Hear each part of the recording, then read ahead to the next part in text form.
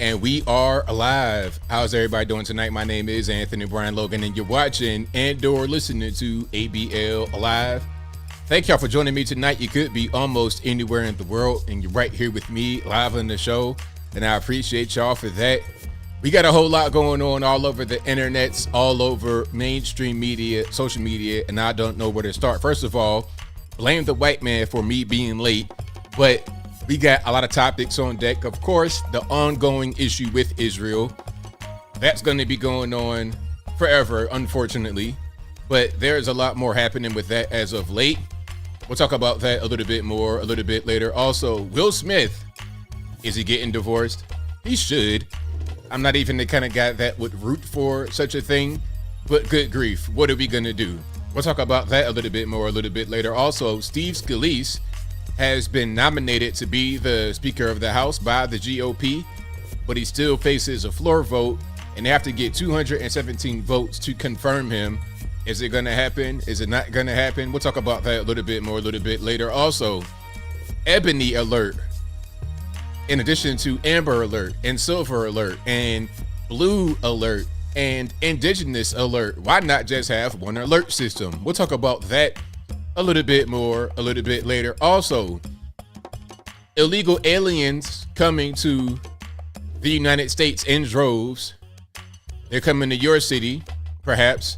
I have videos of illegal aliens telling you exactly where they're going or where they've been assigned to. One of the cities is Atlanta, Georgia, so get ready for that. We'll talk about all those things and a whole lot more on tonight's episode of ABL Live. Let's get a little bit of light. That'll work. Shout out to you guys for being here.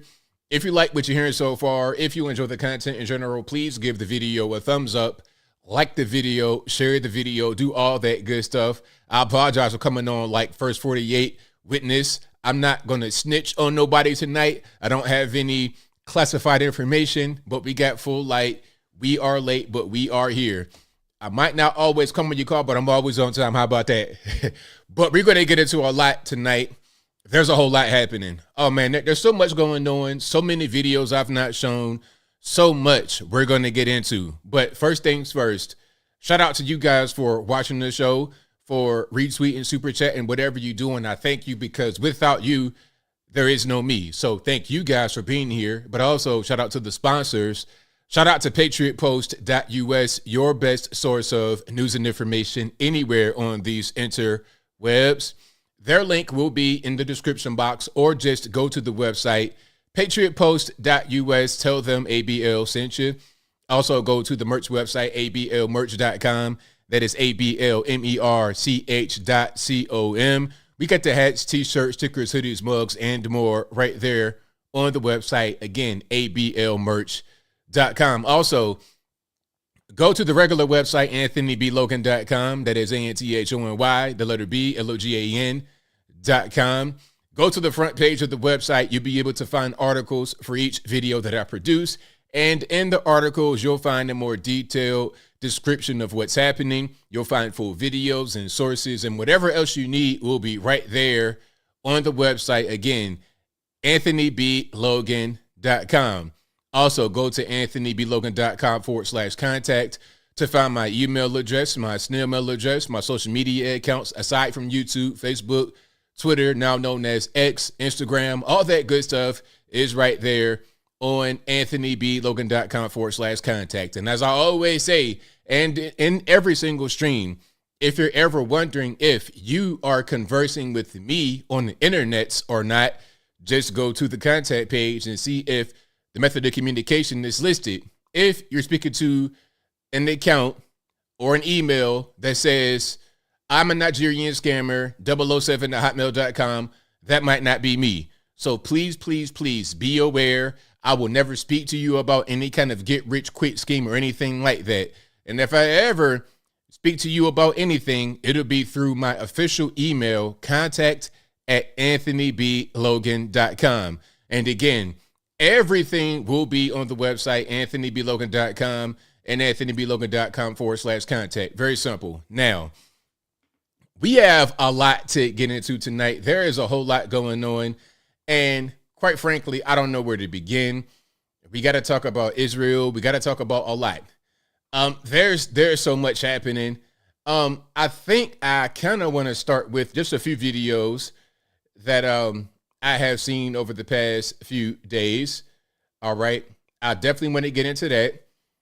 And we're going to go forward from there. But there's a whole lot happening. There is a whole lot going on. All right. No Fun No Hope says, you mean all those ABL coins I bought in your comment section are false? Yes, the ABL coins, if you purchased ABL coins, those are not going to be real. Those are false. So y'all please beware. All right. Please beware of what's going on. That's not what you want to do. All right. We're going to get into it. We have a lot going on. Oh, yeah, we have a whole lot going on. I kind of want to start with the whole thing with the illegal aliens coming. You know, that is a really big issue. They are all over the place. They're not just coming to New York. They're not just coming to Chicago. They are everywhere. And it's really an issue. It is a big issue. All right. And there's a video I want to show you guys that kind of breaks it all down. And this is a very important video to watch. Very, very important. Let me get into, well, actually, I got quite a few of these. I got at least two that I want to show, but there are more than that we can show. All right. And then we're going to get into the whole thing about the illegal aliens coming to Tejas, aka Texas. We're going to get right into it. All right. So y'all hang tight while I get that queued up. Okay, so I think these are two good ones right here. Now, we all know what's happening right now. Southern border is wide open. Some are going to say it's not open, but it is. Every single day, we're seeing videos of them streaming across the border like it's nothing. Like there is no border, like it ain't nothing going on. That's really happening. And it's a problem. It's a problem. And I'm not quite sure if the powers that be look at it as a problem. Maybe they are doing it on purpose. These people have specific locations they're going to, and I got to ask the question: Are they being assigned to certain places to work for lower than what the minimum wage is? Let's talk about it for a minute, shall we? The whole issue with illegal immigration, is it being done on purpose? Is it a two-party thing? And we'll get to the whole Speaker of the House kerfuffle in a minute, speaking about two-party, uniparty, or whatever. But is it a bipartisan thing to allow this to happen? Because think about it. If the minimum wage is being raised to $15 an hour, $20 an hour for citizens, why not just import illegal aliens and pay them under the table? They'll do it. Or how about some of these jobs that many of us simply don't want to do? We're too good for. All right. So pay them lower than what they should be getting paid, pay them under the table, and that'll be how it goes. Have you ever noticed if you go to a hotel, the staff almost never speak any English? Have you noticed that? Look, when you go to certain places, you're going to see certain kind of people working there. That's just the reality of it. So are they opening the border to shore up the labor shortage or to undercut some of the minimum wage hikes? It's cool to have a $20 an hour minimum wage, but if you're not getting paid that, if you can't get a job for that, and then someone from Guatemala or Senegal gets a job instead, why does it even matter? And not only will they get the job, they'll get it for lower than that minimum wage. I feel like it's a game at a certain point. Now, let's watch, because we got a couple videos here. Now, shout out to Anthony Aguero for Texas, at Aguero for Texas over on X, formerly known as Twitter. He goes to the border and he's asking the young men, and that's something else. A lot of people will try to call me on this show and argue me down. Oh, they're asylum seekers, ABL. They want a better life, blah, blah, blah, blah. Well, why do I only see adult males between the ages of 25 and 40 or 25 and 35? Why is it adult males that's a little bit younger than me or right around my age? Guys that are still strong and can fight. Are they here to work? Or are they here to fight? Like, what's really going on? And do you know that a lot of these guys may wind up in the military, and your U.S. military? Who are they going to be fighting for? Fighting for us as part of the military or fighting for a different nation, fighting for a different cause? I'm just asking questions because if they're asylum seekers, where are the women, the children? Wouldn't you be an entire family trying to seek asylum? When you see refugees, like legitimate refugees, you're going to see their entire family.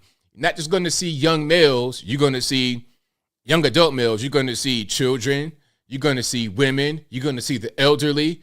But for some reason, I don't see that right here on the border. So if they're asylum seekers, these are the most healthy, in shape, ready to fight, ready for war looking refugees I've ever seen in my life. Okay. And how do you get from Africa to North America as an asylum seeker from a poor country? How does that work? You would think that you would go to a neighboring village rather than across the ocean. Most Americans don't even fly on the airplane. But you telling me you could be from Africa, some poor nation, get on the airplane and come to America as a 29-year-old adult male, strong, ready to fight, talking about some, oh, I'm seeking asylum. For real? Anyway, I digress. Let's look at this right here and let me know if you hear your city and these so-called asylum seekers destination. Let's check it out. And RIP headphone users right away. Where are you from? Senegal. Senegal, where are you going? New York? Senegal. Where are you going? Senegal. Senegal. Where are you going? America. America. Where? New York? New York. Senegal, New York? Yeah. ¿Usted dónde viene, señorita? Ecuador. Wow, we got a woman. Wow, for the first time. Now, count. You just saw two males, right? You just saw two males from Senegal, right? Now, how do you go from Senegal, West Africa, all the way to Texas? Huh? How does that work? Did they swim over here? Did they just, grow wings and fly? How did they do that? You tell me. Have you been to Africa? Have you flown intercontinental before? Most Americans have not ever flown intercontinental. But I'm to be told that someone who flies here intercontinental is seeking asylum? Huh? I digress. Where are you going? America. Somebody say, oh, Portal. That's hilarious. Shout out to you, Backup. Where? Nueva York, ¿Usted dónde viene? República Dominicana, República Dominicana. Okay, we got a Dominican. Oh, we got about 2 or 3 ladies right here. Okay. ¿Usted, joven? Ecuador, ¿A dónde? Nueva York, ¿Y usted? Ecuador, Nueva York. ¿Y usted? Arizona. ¿De dónde viene? Ensenada. ¿Ah? Ensenada. Ensenada. ¿Y usted? Ensenada. ¿A dónde va? Arizona. ¿Y usted? Ensenada. ¿A dónde? Arizona. Gracias. Where are you from? Senegal. Where are you going? Yes, sir. New York? Yeah. You? Senegal. Where are you going? New York? Senegal. New York? California? Where are you going? Senegal. Where are you going? New York. You? Minnesota, You're from Senegal going to Minnesota? no, like Guinea, Where? Guinea. You're from Guinea. Wow, you're the first one. Okay. To Minnesota. And you, sir? Senegal. Senegal, where are you going? So far we counted how many women? Maybe 4 women. You're going to see all the rest, all 100% of the rest are going to be males. New Jersey. Thank you. You? Senegal. Where are you going? New Jersey. Thank you. You? I'm from Senegal. And where are you going? I go in New Jersey. New Jersey. Thank you. You? India. Where are you going? California. Thank you. You? So far we have Senegal, Guinea, Dominican Republic. There were some more countries I forgot. There was some more, some Hispanic guys in the beginning. You? India. Where are you going? California. You? New York. New York? Synagogue? Senegal. Thank you. You? New York. Senegal. Thank you, sir. You? New York. Thank you. You? Where are you going? Where are you going? You're from synagogue? Where are you going? Chicago. Thank you. You? Georgia. Georgia. You? Louisiana, Louisiana. Okay, one more woman. Okay. You? New York. Huh? New York. Where? New York. New York. You? New York. New York. You? New York. New York? New York? Now, what is going on? How did we have all these Africans in the southern border? How did they get here? I mean, what we got? Air Africa? And it's not free to get over here. It's not free to fly over here or to float over here, and then they get smuggled across. How did they get here? You tell me. New York? Memphis? New York? New York? New York? New York? New York? New York? New York? Atlanta? New York? Heard Atlanta. Most of them say New York, New York, New York, New York, New York. So now here's a question. Here's a question I have. You keep hearing them say New York, New York, New York, New York, Chicago, Atlanta, Memphis, New Jersey. Are we going to blame Greg Abbott for this? Are we going to blame Greg Abbott? They already know where they're going to go. So they're going to get there one way or the other.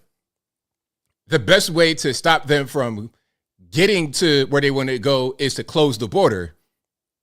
But they already know where they're going to go before they cross the border. Before they get across the wall, they know where they're going. Where are you going? New York. Connecticut. Where? Connecticut. Connecticut. New Haven. Where? New Haven. New Haven, Connecticut. That's where they're going. These guys right here all going to New Haven. New Haven? Connecticut. Okay. Good. New Haven. New Harvard? Ohio. Ohio? Miami? Oh, My man going to Miami. Okay. that's a smart man right there. You? Ohio. You? New York. What? Connecticut. New York. New York.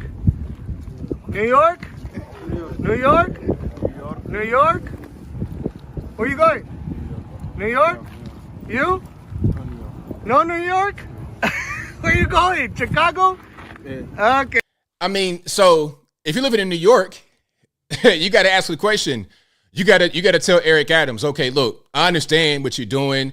You're going out there talking about how bad it is and you want to blame Greg Abbott, but what are you going to do? You need to go down there and tell them, meaning the federales, to shut it off, because Greg Abbott can be there or not. It doesn't matter. You put a Democrat in there, it's going to be the exact same situation. They're going to get to New York one way or the other, because before they come to America, before they get to North America, before they leave Guinea, Senegal, wherever they come from, Liberia, Nigeria, wherever they come from, before they leave, they know where they're going. They have a destination. They're not just coming here randomly.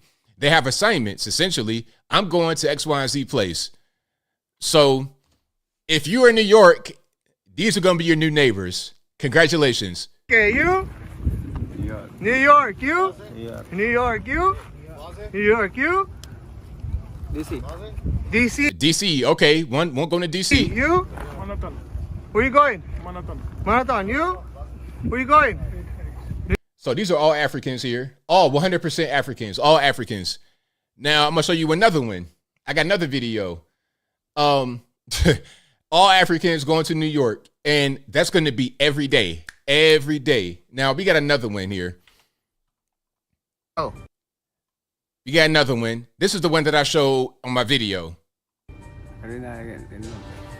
Carolina del Norte. ¿Dónde vienes? Ecuador. ¿A dónde vas? New Jersey. Where you from?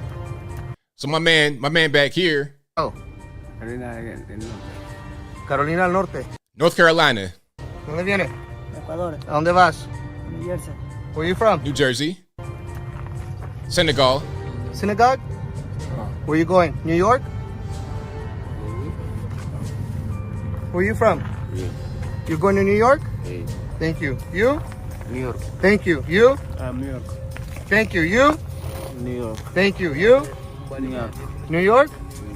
You? Thank you. You? Thank you. You? New York? Where you going? New York. Thank you. Where you going? Thank you. ¿Dónde vienes? Ecuador. ¿Dónde vas? A Chicago. ¿Dónde Ecuador, Chicago. vienes? Same thing, Ecuador, Chicago. ¿Dónde vas? Chicago. ¿Dónde vienes? Colombia. ¿Dónde vas? White guy, a white Colombian. People are like, oh, he can't be Colombian, he's white. Well, where do you think these guys that speak Spanish came from? Where do you think the people that came, where do you think the Spanish language came from? I mean, come on, you got some white guys that live in Central America. That's not really a big deal. So yeah, or South America as well. He's going to Atlanta from Colombia. ¿Vas? Atlanta. ¿Dónde vienes? Colombia. ¿Dónde vas? Boston, Massachusetts. You from? Where? Where you going? What? Where you going?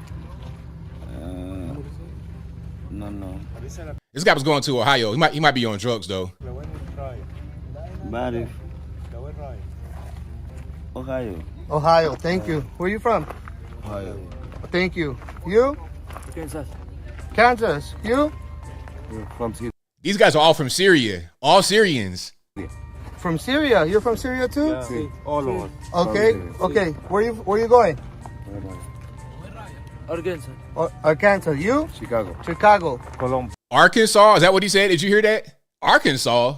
Why is the Syrian guy going to Arkansas? Arkansas. Arkansas. You? Chicago. Chicago. Columbus. Columbus. Columbus, Ohio, Chicago, Arkansas, Texas. Texas, Texas. New Jersey. New Jersey. Jersey, New York. New York. New York. New York. Texas. Texas. New York. New York. Chicago. California. Chicago. You? Michigan. Michigan. You? Michigan, You? New York. New York. You? New York. New York. You? Indianapolis. And then Indianapolis, Indiana. Annapolis. You? New York. All Syrians. How do you get here from Syria? That's even further than Africa. That's further than West Africa. You basically are all the way around the world. You all the way in the Middle East where they got the bombs going off right now with Israel and Hamas, and somehow you're in Texas. How does that work? New York. Thank you. Where you from? Colombia. Colombia. ¿Dónde vas? De Orlando. A Orlando. ¿Y tú Orlando, dónde Florida. vienes? Ecuador. ¿Dónde vas? Nueva York. Gracias. ¿Tú? Panamá. ¿A dónde vas? Arizona.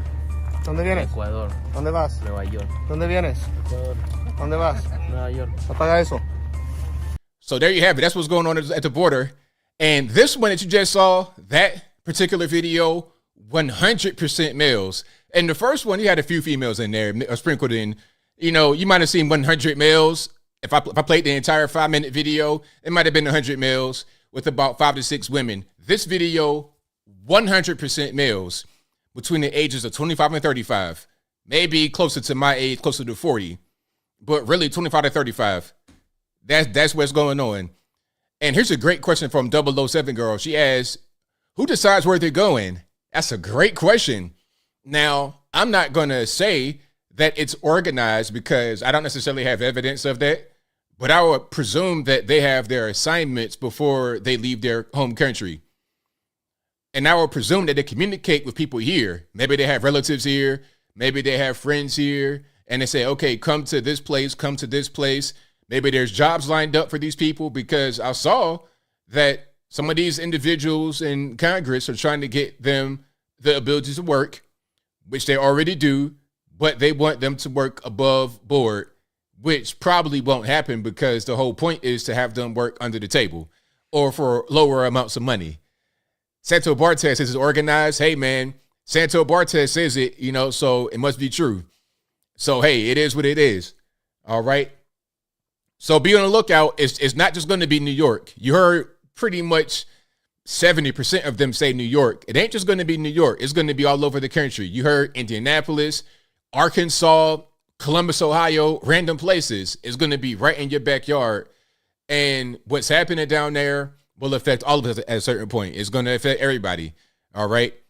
Work IDs and permits. That's correct. That is correct. But if you like what you're hearing so far, please give the video a thumbs up, like the video, share the video, do all that good stuff. And you know what? You got to ask yourself, what did these guys do before they came to America? What were they doing in their country of origin? Were they just hanging out, chilling, not really doing much, not really learning anything?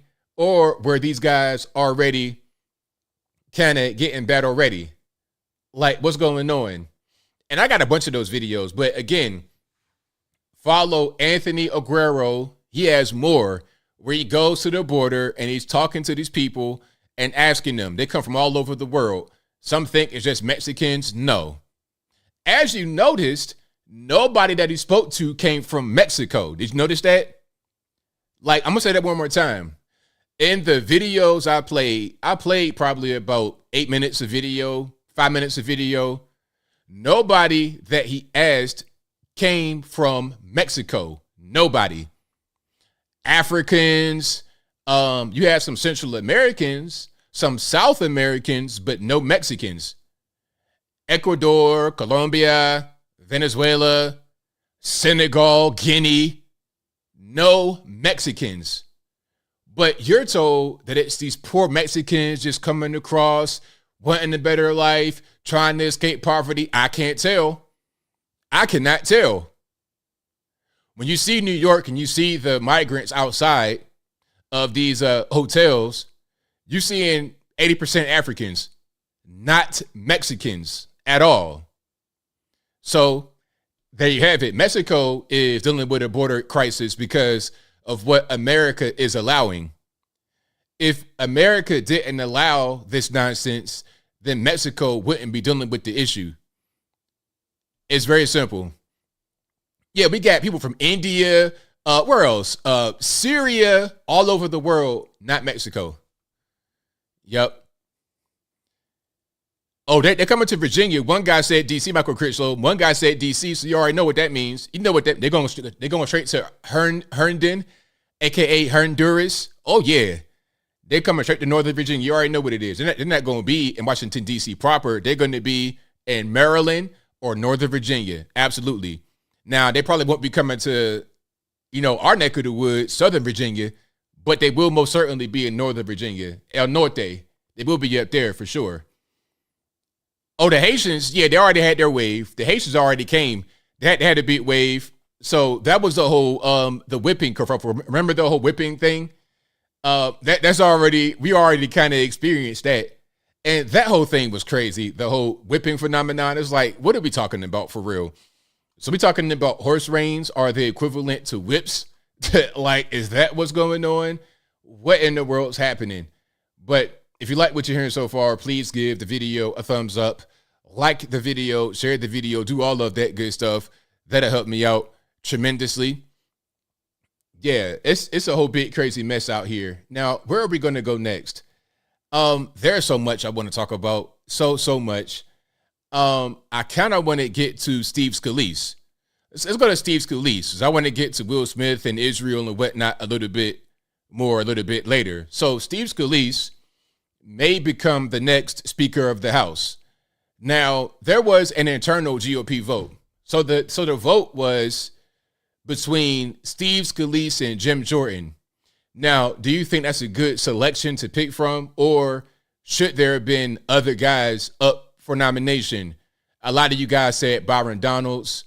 I think that might have been the extent of it. You guys are saying Jim Jordan and then Byron Donalds, but I'm not really sure you guys said Steve Scalise. But Steve Scalise won the vote between him and Jim Jordan, 113-99. 8 people voted present, meaning they didn't vote for one or the other.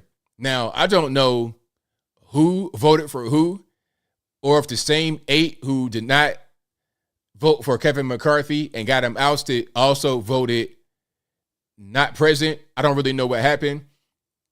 But let's be clear. Let's understand what's going on. You see, the party is kind of split, apparently, at least in the voting for who the nominee is going to be. Because the way it works is you select somebody internally, and then they go to a full House vote, which means the Democrats and Republicans vote on the speaker.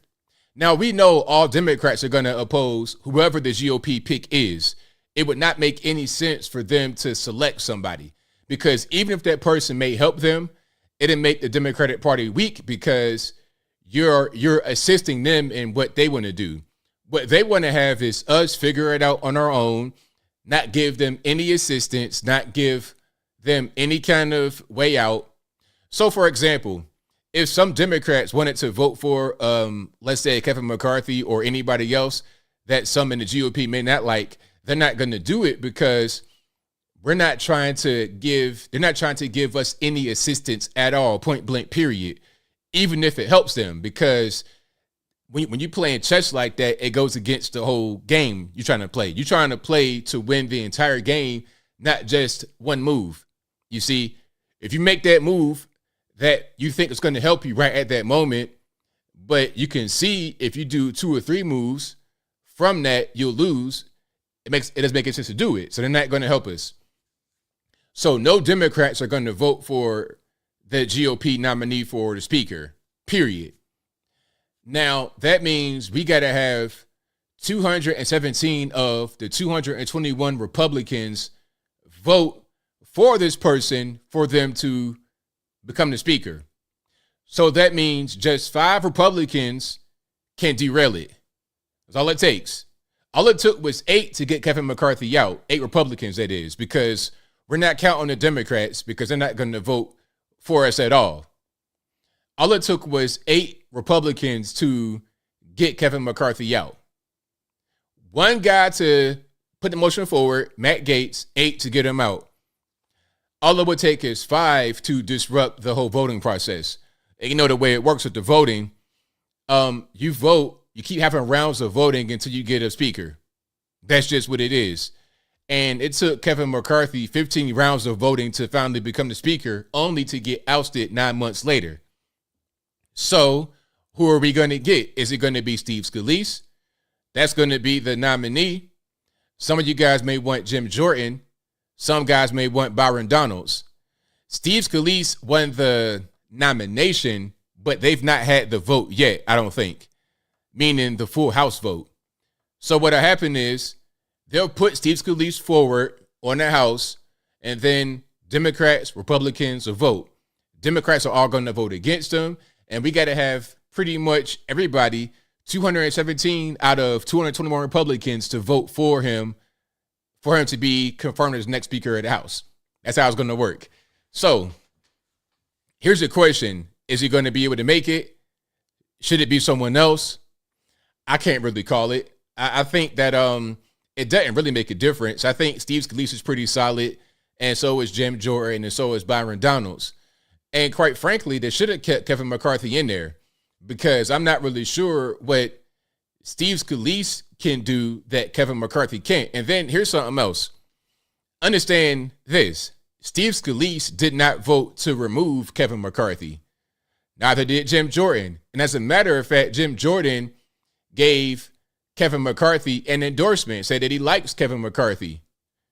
Now, some are going to say that Steve Scalise isn't really the guy, but Matt Gaetz voted against Kevin McCarthy, and Matt Gaetz said that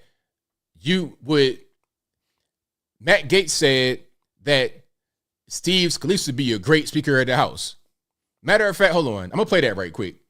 Because, again, Matt Gaetz was the tip of the spear to get Kevin McCarthy out. He was the guy that led the charge and voted to get Kevin McCarthy out. He endorsed Steve Scalise.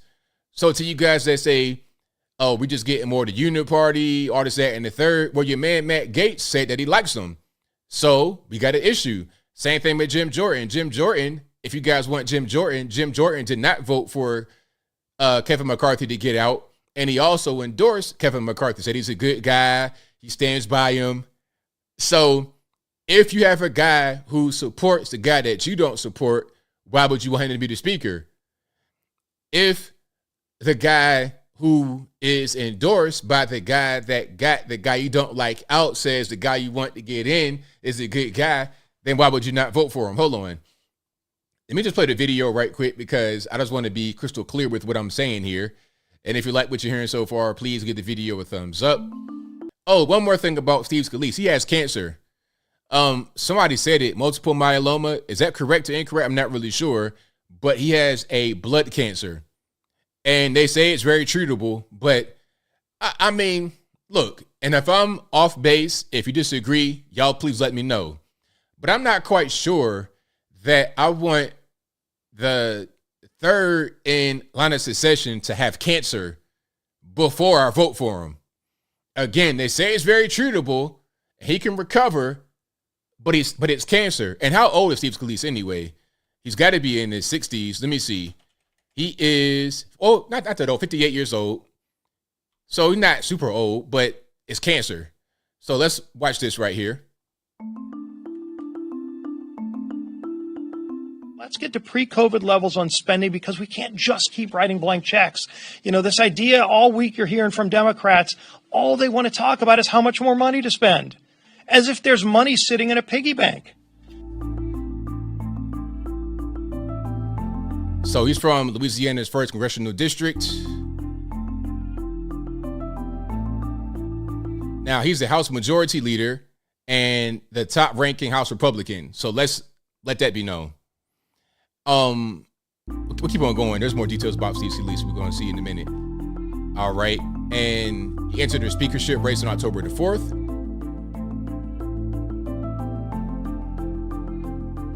And he's a candidate for unity, according to himself. Now, remember, back in 2017, I covered the story where the lunatic that had the list of people he wanted to actually kill, Republicans, the crazy Democrat, Bernie bro. This guy went and tried to kill Republicans at the congressional baseball game, and Steve Scalise actually got shot. Scalise got shot and almost killed at the game back in 2017. So he was a hero for his actions that day.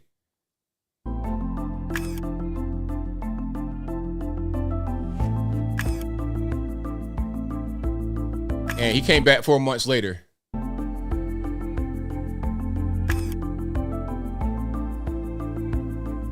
Now, you see what it says right here. In 2023, he was diagnosed with cancer, but said it was very treatable. I don't know, man. I mean, that's kind of rough. Listen, if the president is not able to go forward in his term, next up is Kamala Harris, the vice president. If she's not able to go forward, then it'll be the Speaker of the House. And if Steve Scalise wins, it'll be him. But he has cancer. Again, it's very treatable according to what they say, but I just get kind of nervous. Maybe it's just me. No, he's not dead. He is the nominee to become Speaker of the House, but he's not dead. But he got shot in 2017 and recovered 4 months later.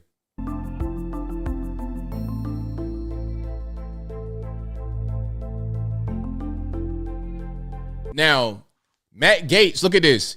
He already received an approval from Florida's Matt Gaetz. So this is going to be Matt Gaetz' endorsement of Steve Scalise. Check it out. The stages of grief, I think, are in progress right now with some of my colleagues. I think there was a stage of denial, and I've certainly experienced a good amount of their anger, and now we appear to be headed toward bargaining. I think the world of Steve Scalise. I think he'd make a phenomenal speaker. So if you guys think that Scalise is like, more the uniparty and whatnot, your man right here, Matt Gaetz, says he'd be a phenomenal speaker. So I don't really understand. Phenomenal speaker. So that's what's going on. He's not really for ACA, climate change, all that kind of good stuff.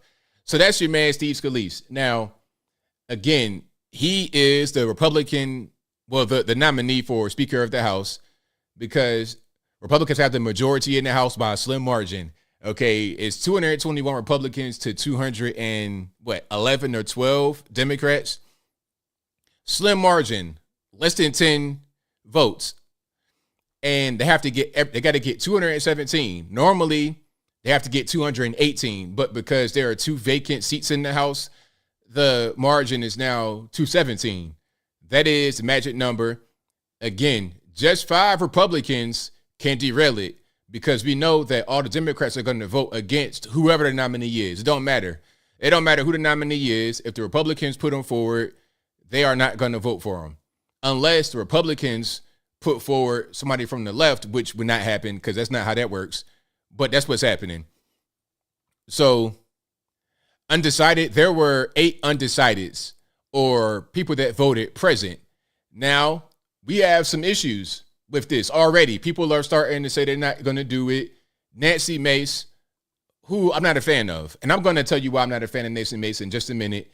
Y'all please hang tight. And shout out to you, Tim Wesley. Tim Wesley says, "What's up, ABL? Hope all is well. Question: have you heard about that one lady that faked her kidnapping? She's getting 2 misdemeanors and have to pay, I think, an $800 fine. Yeah. And she might go to the penitentiary, or at least to jail. I'm gonna cover that story tomorrow. I saw that before I came on and got my show organized. I saw that story. I will be doing it. So thank you for that, man. Thank you for the super chat. I will be doing that story tomorrow. Absolutely. But I did see it. Now, Nancy Mace voted against, she voted against Kevin McCarthy to get him out. But you got to hear what she said. Okay, when she did her vote, she wore a scarlet letter. I'm not making this up. Hold on. I'm going to show you the scarlet letter. Then I'm going to show you her explanation behind the letter and some more stuff. Okay. Now check it out. And you thirsty guys, please calm yourself down. So that's her right there. So she is wearing a t-shirt with a scarlet letter on. Now, what in the world type of what's the name of that show with the red hoods and all that Handmaid's Tale? This is performative leftist stuff from a conservative in Congress. What are we doing? And you're going to hear her explain why she wore the letter. Watch this. No matter the consequences, because I don't answer to anybody in D.C. I don't answer to anyone in Washington. I only answer to the people. But okay, let's one more time, because I was having a hard time figuring out what's going on. Okay, because you're a woman. What's I got? Like, why bring gender into it? Why put on the t-shirt with a scarlet letter on it? I just don't really understand. I'm wearing the scarlet letter after the week that I just had last week, being a woman up here and being demonized for my vote and for my voice. I'm here to let the rest of the world know and the country know I'm on the side of the people. I'm not on the side of the establishment, and I'm going to do the right thing every single time, no matter the consequences, because I don't answer to anybody in D.C. I don't answer to anyone in Washington. I only answer to the people. All right, you thirsty boys, calm down. I already knew what was going to happen when I played it. Now I got to play one more clip, and the thirsty guys, hey man, get a nice little bit of water. This ain't no alcohol. This is Topo Chico, so don't get it twisted. Get some water, calm yourself down. Let's keep on rocking and rolling, and watch this. Mace, you endorsed Jim Jordan, so I'm assuming you voted for Jim Jordan today. If the vote for Speaker were today, would you vote for Steve Scalise? I would not. I plan on voting for Jim Jordan on the floor. I've been very vocal about this over the last couple of days. I personally cannot, in good conscience, vote for someone who attended a white supremacist conference and compared himself to David Duke. I would be doing an enormous disservice to the voters that I represent in South Carolina if I were to do that. So this is Mace. So you guys are asking who this is. This is Nancy Mace, House rep from South Carolina. She was one of the 8 who voted against Kevin McCarthy to get him out, and she voted for Jim Jordan. And the current in the in-house vote to select a nominee for the Speaker of the House. And the vote was split again: 113 Republicans for Steve Scalise and 99 for Jim Jordan, and 8 voted undecided. All right. Now, I'm going to get it out the way because you thirsty guys cannot focus. You guys probably ain't hear a word she said. You were like, wah, wah, wah, wah, wah, wah. Ain't hear a word. You guys are ridiculous. But if you like what you're hearing so far, please give the video a thumbs up. Like the video, share the video, do all of that good stuff. That'll help me out tremendously. Okie dokie, let's move right along away from Nancy Mace Theater. Okay. Ain't no OnlyFans or nothing like that going on. Let's keep on rocking. We got a lot to get through, but do you think that Steve Scalise is going to be the best guy for the job? Is it going to be him? Is it going to be Jim Jordan? Do you think that they can get this done quickly? Because they're going to have the vote. Like, they could have had the vote today. Like, so the vote is imminent. It could be tomorrow. It could be Friday. It could be pretty much any day now. They'll have the vote, and then they will pick the next Speaker of the House. Do you think it'll take 14, 15, 16, 18 rounds of voting to find their guy? They should come to a consensus right now on who the guy's going to be. Do it internally rather than going out there to the floor and they don't have anybody selected, and then they want to fight on the floor among themselves. Democrats are going to be in unison. They're all going to vote against whoever it is. They could bring the Lord himself down from heaven, and they're going to vote against them because that's how ridiculous they are. So what are we going to do? Anyway, we'll see. And within the next, I would say, couple days, there'll be a new speaker, I believe. Maybe as far as next week, but I don't think so. I don't think so. Let's keep on rocking and rolling here. And again, if you like what you're hearing so far, please give the video a thumbs up. Like the video, share the video, do all of that good stuff. That'll help me out tremendously. Now, we got some more videos I want to get to. And then I want to get to Will Smith. Oh, man, I got to get to Will Smith. But first, I'm going to try to see if I have more videos to cover. Then I'm going to keep on rocking and rolling. Somebody apparently found Bigfoot, I suppose. out there in Colorado. We'll see if that is anything that makes sense. And then we got a video, another one from Candace about the whole that campus kerfuffle. That was a pretty good one. And let me see if there's more. And there's actually quite a few we're going to get to. There are quite a few we got to get through here.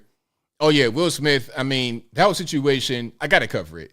I have to, because it's a culmination of everything, of the slap, of so much. And then we got to talk about Tupac, because the whole thing with Tupac, it kind of underlines how fake the music industry is, how fake Hollywood is, how fake it all is. It's all fake. It's not real. And also The Rock. The Rock has spoken out about the Maui Fund, because remember the whole thing with the Maui Fund. The Rock and Oprah started the fund, talking about, oh, well, can you guys please donate? Is that in the third? He's come out and kind of apologized for it, saying, yeah, I understand. I know why that's an issue. I know why people were not really pleased with what we did there. So let's keep on going here. All right. And let me get these videos cracking. There we go. We got, let's show The Rock first. Then we're going to show Bigfoot. How about that? There we go. When we first launched the fund, there was some backlash that came with launching the fund. And I want to address and acknowledge that backlash right now. First of all, The Rock is how old? How old is The Rock? Can I just say this right quick? Hold on. The Rock, age 51 years old. Now, listen to me very clearly. If you are that big and that cut at that age, you are 100% on some kind of drugs, steroids, like whatever the specific drug is. There's no way on God's green earth that you're natural. But I digress. And here's what I have to say about that. I get it, and I completely understand. And I could have been better. And next time I will be better.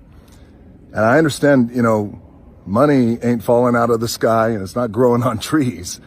And there's a lot of people out there who's living paycheck to paycheck. And I get it, and I know what that's like. I've lived paycheck to paycheck. $7, I know. I know what that's like. And when you are living paycheck to paycheck, I don't want to speak for everybody, I'll speak for myself, but I feel it's connected. When you're living paycheck to paycheck, I was easily pissed off and I was frustrated. And the last thing you want to hear when you are living paycheck to paycheck is someone asking you for money, especially when the person asking you for money already has a lot of money. So I get it. I understand. I've never launched a fund before, but I'm a quick study and lesson learned.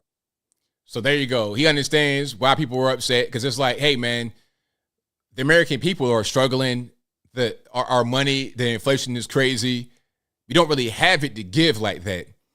And here you are, a multi-millionaire, nearly a billionaire, not quite there, but a multi-millionaire next to a billionaire in Oprah talking about give us some money. Now, granted, like I see both sides. On one side, they put their own money up to start it. It's like $10 million. The Rock and Oprah, they put their own money up.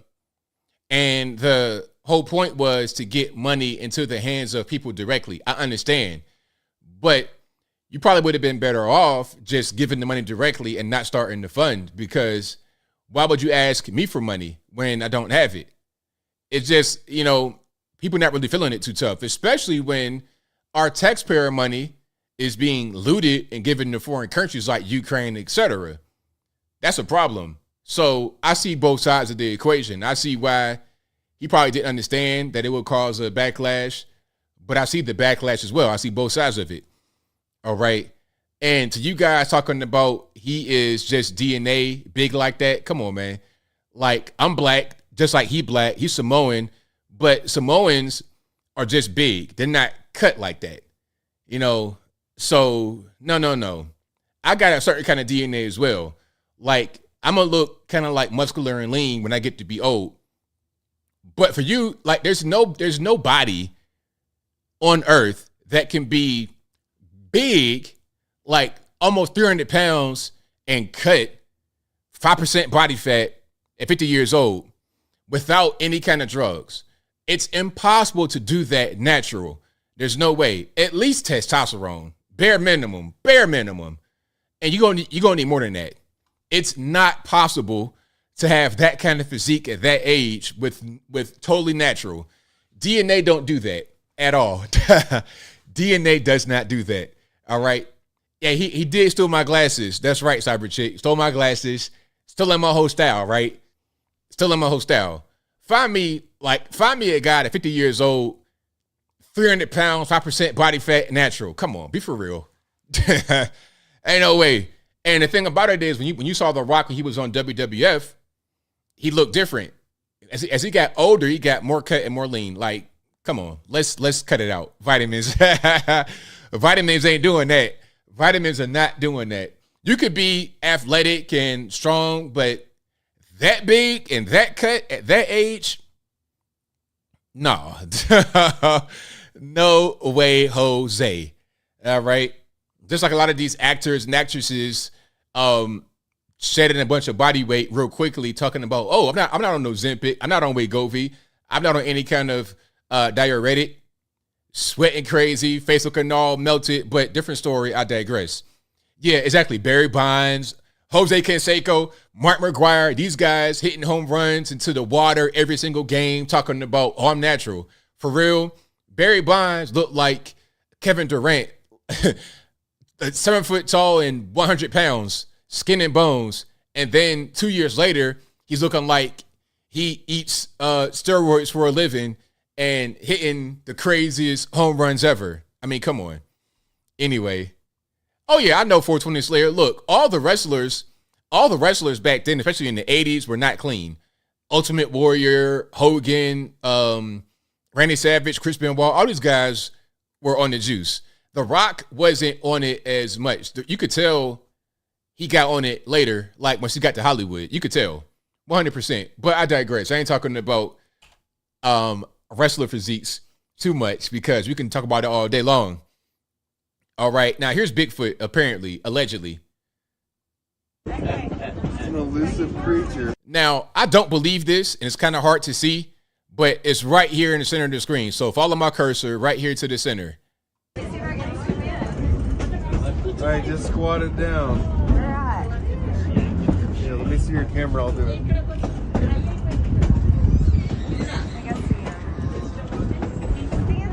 So they were on a train in Canada, and they said they saw Bigfoot, but I'm not quite sure I believe what's going on here. It's an elusive creature. Right. If anything, I see a ghillie suit of a regular dude. I'm seeing this guy might be homeless, living in the woods. Just squat it down. Yeah, let me see your. They're saying it's Bigfoot. I don't think so. You know what? Why is it that whenever we see Bigfoot or some other kind of mythical creature, it's always some far away, grainy footage? It's never really what we can see up close. Hold on one more time for you guys that want to see the Bigfoot. Or this guy wearing some woods camo. It's an elusive creature.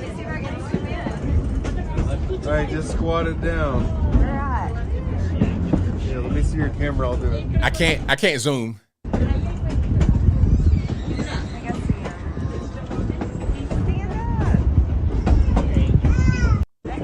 So yeah, what I need them to do is get the infinite zoom on their iPhone or their Android, whatever device they're using. The regular footage ain't going to cut it. Let's zoom in a little bit more. All right. Matt says, ask the Bigfoot where he's going. He's going to Chicago. There you go. All right. So let's keep on rocking here. Here's one of these Candace Owens videos that I have not shown you guys yet from that same campus situation. I know we all are aware of what. All right, let's check it out. I know we all are aware of what happened on campus last year. I'm not. Great, look it up. It was just involving LGBTQ members of the community feeling unsafe with rhetoric that's being shared. Like if you're a biological man and someone says, hey, what's up, dude? More of like there's students on campus that are living in communities where they don't feel safe because of rhetoric explaining that transphobia isn't accepted. So how do you think free speech impacts everybody in community? Yeah, I mean, the idea that if somebody looks at a man and calls him a man, that they're suddenly unsafe because they've created a false reality in their own head. Yeah, I don't abide by that. I had a stalker who had suffered from schizophrenia, and he very much believed that he and I were in a relationship, and he would send me about 100 emails a day, okay? In the world of what you believe in your own head now needs to be accepted as reality, I would have had to marry him and raise my children with him. And me saying that this person needs to stay away from me and my family because there's something wrong with him and he was threatening to kill me if I didn't, raise my child with him, that was reality. The left is trying to make it seem that people who see reality for what it is are demented and are creating unsafe territory, and that's not the truth. In fact, what I think is unsafe territory is for people to be affirmed in their delusions. They wouldn't follow you around and say, hey, you're a male, totally fine, go live your life as you want to live your life. But when you say that the way that you live your life now has to impact me and I have to pretend that I see a woman when clearly you are a man, I shouldn't have to play that game. That's all. Thank you very much.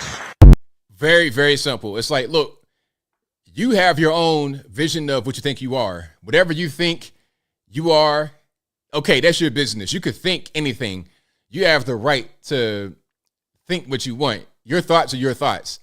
But don't have me play along at all. Do not have me play along. It's not my situation. It's not my prerogative. That's whatever you got going on. So that's the main thing. And that is the issue.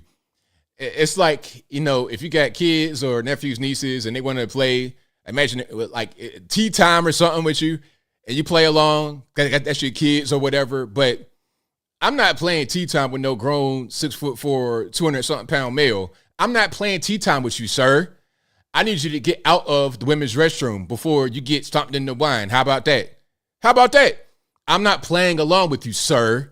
You're an adult male. Get out. I mean, it's just that simple. Now, I want to make a transition and talk about, I want to talk about Tupac. I want to talk about Will Smith, Jada Pinkett.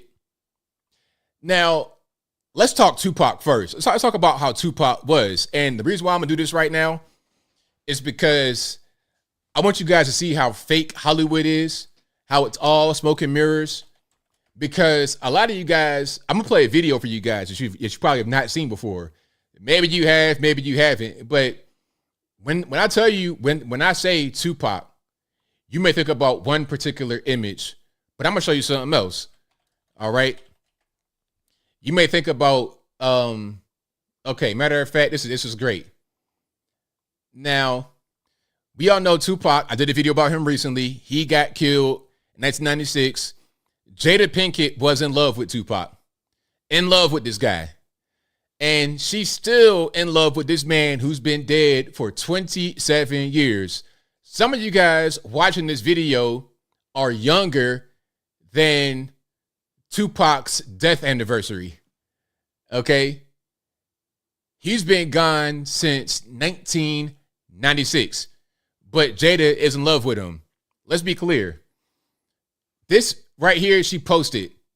She had this poem from back then. She put it on Instagram. I think this might have been a time where Will Smith was talking about his book. And rather than Jada talking about the book, talking about Will, she posts this from her true love, Tupac. Now, some may think about this guy. They think gangster rap, thug love, California, West Side, throwing up Crip, throwing up blood. It's funny because he has on the blue rag right here, but he got killed by some Crips in Vegas, but different story. Anyway, and Suge was Paru blood, but whatever. Some may think about him being Mr. Thug, tough guy, or whatever. No, this guy was an actor, the same thing as Jada. They are both actors from Baltimore, Maryland. Okay, Tupac was born in New York, lived there for a long time. And when Tupac first came out, his name was MC New York. He goes to Baltimore, meets Jada, they're besties, fall in love, whatever it is. He goes to California at age 18 when he was already an adult. He was from the East Coast, not the West. He dies at age 25. He was a New Yorker and or Baltimorean, not a West Coaster. All right. So that's one thing. But this is her love. So then she marries, listen to me now. Tupac dies 1996. She marries Will Smith 1 year later, 1997. Okay. Her true love dies and she marries Will Smith 1 year later. Rebound guy. I'll take you. My true love is dead. I'll take you. Will was married to somebody else and left her for her. Not only was he married, he had a child with his wife, Trey, his first son.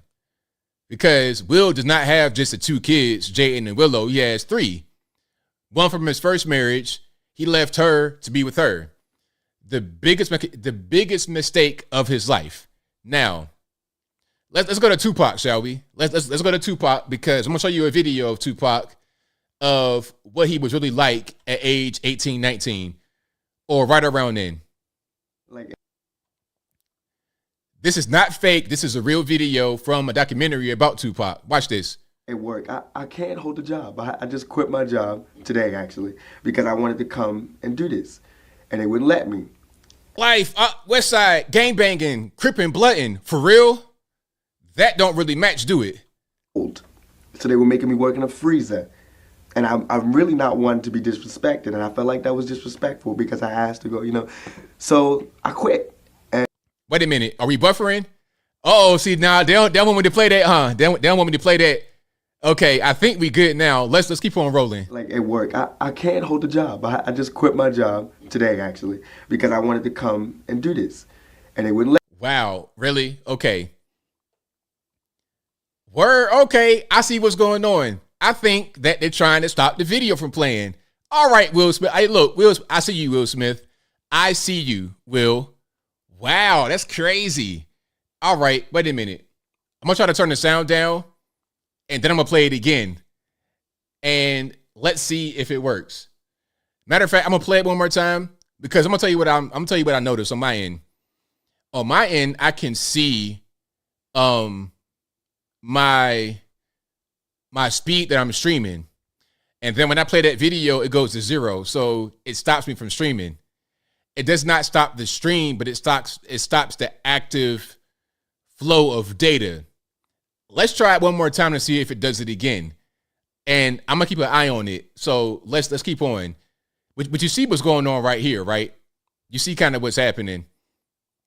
I'll play it one more time, and if it does it again, we already know what's going on.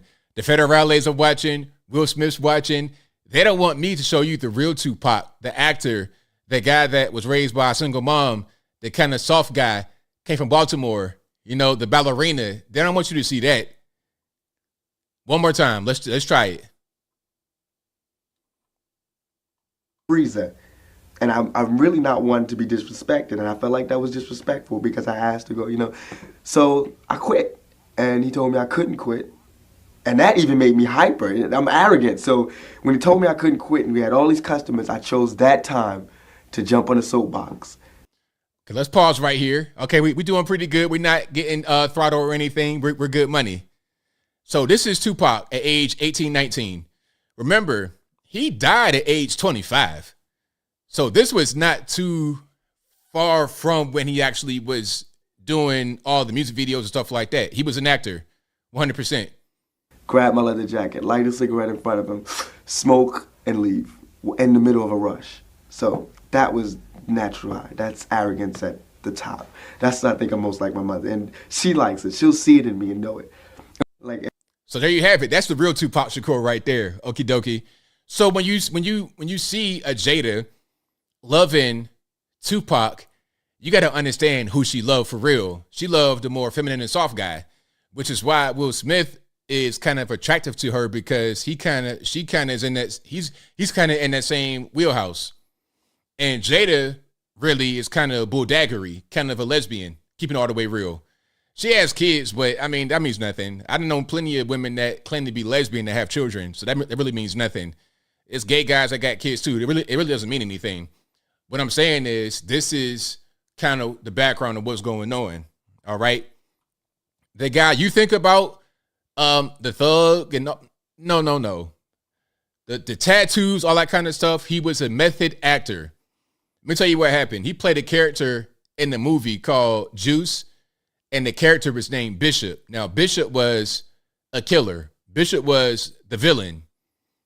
He just took on that role in like 91, 92, and had that role for the last 4 years of his life. That's pretty much what it was. All right. So now fast forward. We have all kind of stuff going on. I'm going to play the video from NBC because they kind of cover a lot of what's happening. And the reason why we keep hearing about these people is because Will Smith refuses to divorce his wife. Listen, some are going to say she could file for divorce. She should not be the decision maker. He needs to make the decision. He needs to be the leader. He needs to be the man. But the very thing that probably attracted her to him, being soft and submissive like Tupac was, that very same thing is preventing them from being able to move forward because she don't want to get divorced. He don't want to get divorced. So they're going to stay together, separated, and never actually get divorced. It's holding her hostage while Will is kind of just gallivanting around town with Jada like they're still married, going to the Oscars. Listen, the Oscar slap. Let me play some of that right quick. Let me just show you the picture. Let me show you the picture, and then we'll talk about that because this was the slap heard around the world. You guys, some of you guys said it was fake, it was staged. I knew right away that it wasn't staged and there was more behind it. So check it out. This slap just happened last year, 2022. Okay. Now we know the story. Chris Rock is a comedian. He's telling jokes. He's joking the whole crowd. He cracks joke about he jokes about Jada Pinkett, calling her G.I. Jane. Now Will Smith laughs at first. Jada looks at him, not too pleased. He goes on stage and slaps Chris Rock. Now check it out. Now we know that they had been separated for 6 years at this moment. 6 years, but they're in the crowd together. Not together for the past 6 years. They're just putting on airs, putting on the show, being actors as they are. She's an actress. He's an actor. Tupac, also an actor. That's what's going on. Now, Jada says that there was always rumors during the summertime about her and Will Smith breaking up. And one of these summers, she gets a call from Chris Rock, and she says that Chris Rock tries to actually take her on a date. He's like, hey, I heard you and Will breaking up. Do you want to go out sometime? And she says no. And he's apologetic. Oh, I'm sorry, I didn't know you guys were still together. This happened like 2017 or so. So Will probably knows this. She probably told him. So he has that in the background. Then the joke happens. She gives him the look. They might have triggered that. And then he goes up there and attacks. But see, you have them both playing each other, you see. Jada is telling him things to get him amped up, to get him riled up, to anger him in hopes that he will divorce her. But really what's happening is that he is trying to prove himself to be worthy of her love. Look, I'm like the final version of Tupac. I can be a thug too, smack. All he did was just ruin his career and his legacy. Will Smith can't really do anything anymore. I don't want to see Will Smith do any more movies. I don't want to hear no more Will Smith music, no more movies, no nothing. And he was a great actor, fantastic, threw it all the way because he was trying to impress this lady who he's not with. And he just refuses to let her go. Refuses to let her go. But look, I've been around for a long time. I'm getting to be in my 40s. One thing I know about relationships is that if one party says, I'm done, you could try to work it out, maybe, for a while, if you got kids especially. But at a certain point, you got to let it go if it's not working. It's been 7 years, my man, and y'all have not gotten back together. Y'all have not exited separated stage in 7 years. Let it go. Let her go. What he's doing right now is holding her hostage, because if she files for a divorce, Will fight it. It's going to be a bunch of lawyers. It's going to be ugly. It's going to be a mess. She don't want to do it. He don't want to do it because he needs her. Because if a divorce happens, we're going to have discovery, court, public stuff. They're going to find out about what Will been doing, messing with some boys, all kind of stuff, allegedly. He does not want to let her go. That's what's happening. Now, Jada is doing everything in her power to try and make this guy leave. She's trying to embarrass him, talking about, I fornicated with your sons, with our son's 25-year-old friend in your house, in your bed. Didn't work. Put him on Red Table Talk and embarrass him in front of the whole world. Didn't work. When he posts things about her on Instagram that are nice, she posts videos of her and Tupac dancing, the love of her life. Didn't work. Now she's writing the book, telling more information. Every single time I see Jada, she's doing something negative against Will. Why? Because she wants out and he's not letting her go. My man, Will, if you hear me right now, let her go. Do not hold her hostage anymore. It's been years. Your kids are grown. I mean, let her go. Let her go. Yes, it's divorce number 2, but it's okay. We all make mistakes. Sometimes things don't always work. Let her go. But let's watch the video right quick of her talking about this whole book kerfuffle. And the host is, the interviewer is Hoda Kotb. More worthy. She opened up about an issue that has been kept secret until now. There are so many surprising things in the book, but the thing that surprised me the most, that I actually had to reread it because I said, is this true? Right. Was that in 2016, you and Will decided that you were going to live completely separate lives. Yes. It was not a divorce on paper, right, but it was a divorce. So from the year 2016, which is 7 years ago now, yes, y'all have been apart. Yeah. 7 years, my man. Listen, so 2016, you have Trump first gets elected, and he has an entire presidency of 4 years. Now we're into Biden. And next year, it'll be somebody else, most likely, because you're not going to have a 1,000-year-old Joe Biden. Hopefully it's Trump yet again. You go through 2 presidencies of being separated, and y'all not living together. So what are we doing? Will refuses to let her go. And she's trying her best to make him do it. She don't want to do it. Some are going to say, well, look, ABL, if she wants out, she's got her foul. But see, that's not how men need to operate. I'm speaking to the men. Men, if you are in that situation, you must make the decision. Be the man. To diverge, to kind of go to something else briefly for a moment, it's just like dating. I've been married, dating, everything. I've done it all. So I know from all sides of what's going on. It's just like something simple as going to dinner. You as a man decide where to go. You decide. Because you ask her, I don't know what you want to eat. I don't know where you want to eat. I don't know. Don't go through all that. You decide. Make the decision. Be the leader. If you want to be the leader, you want to be the guy that is running the ship, you make the decision. Don't ask her, oh, what you want to do? What? No. You make a decision. You speak to her. You know what she likes. You know what she wants. You know kind of what food she's into.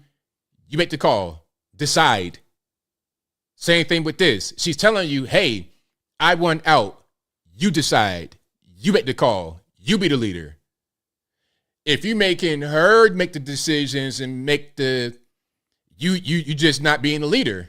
And if you're Will Smith, look, if I'm Will Smith, Man, please. Even me right now, I make the decision. If I'm Will Smith, I'm making all the decisions, not without her consulting or like knowing what she wants. I'm gonna keep her in mind. I ain't gonna do something that would just not benefit us, but I'm making a decision. He needs to do that right now. But in public, the couple, who married in 1997, denied the gossip about their marriage. This interview on Bravo's Watch What Happens Live with Andy Cohen was... Now, let's pause for a minute. Let's pause. Okay.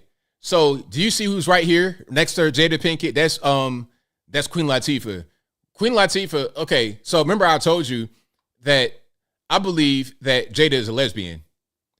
I believe Jada is a lesbian, and Miss Latifah is a confirmed lesbian married to a woman.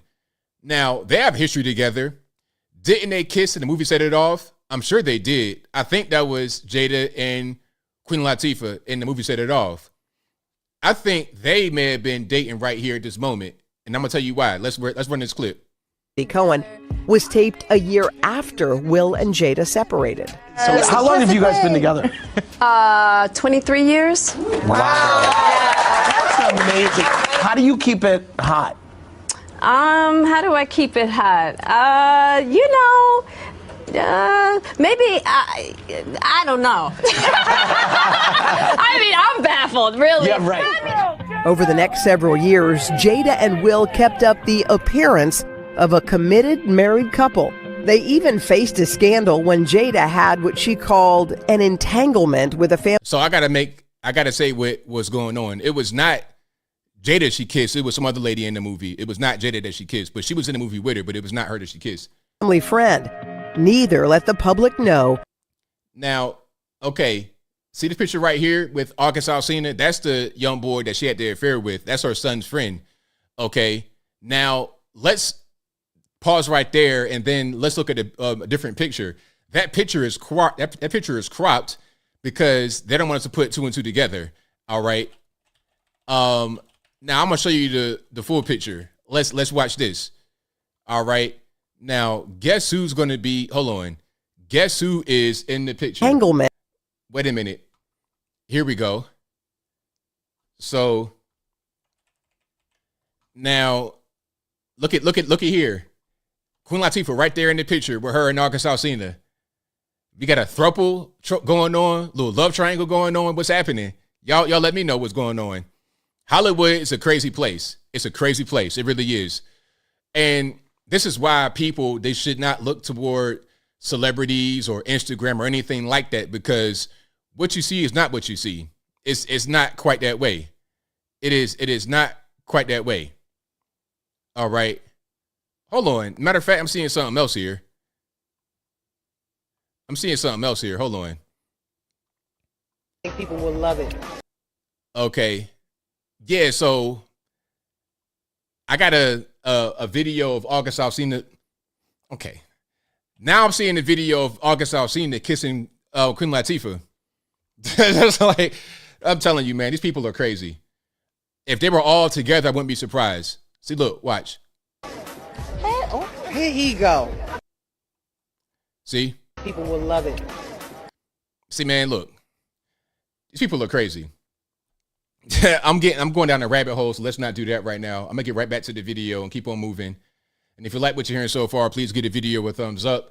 Like the video, share the video, do all that good stuff. Neither let the public know they had already split. So I guess my question is, I feel like you're a straight talker. I am. Except you're not sometimes. Yeah.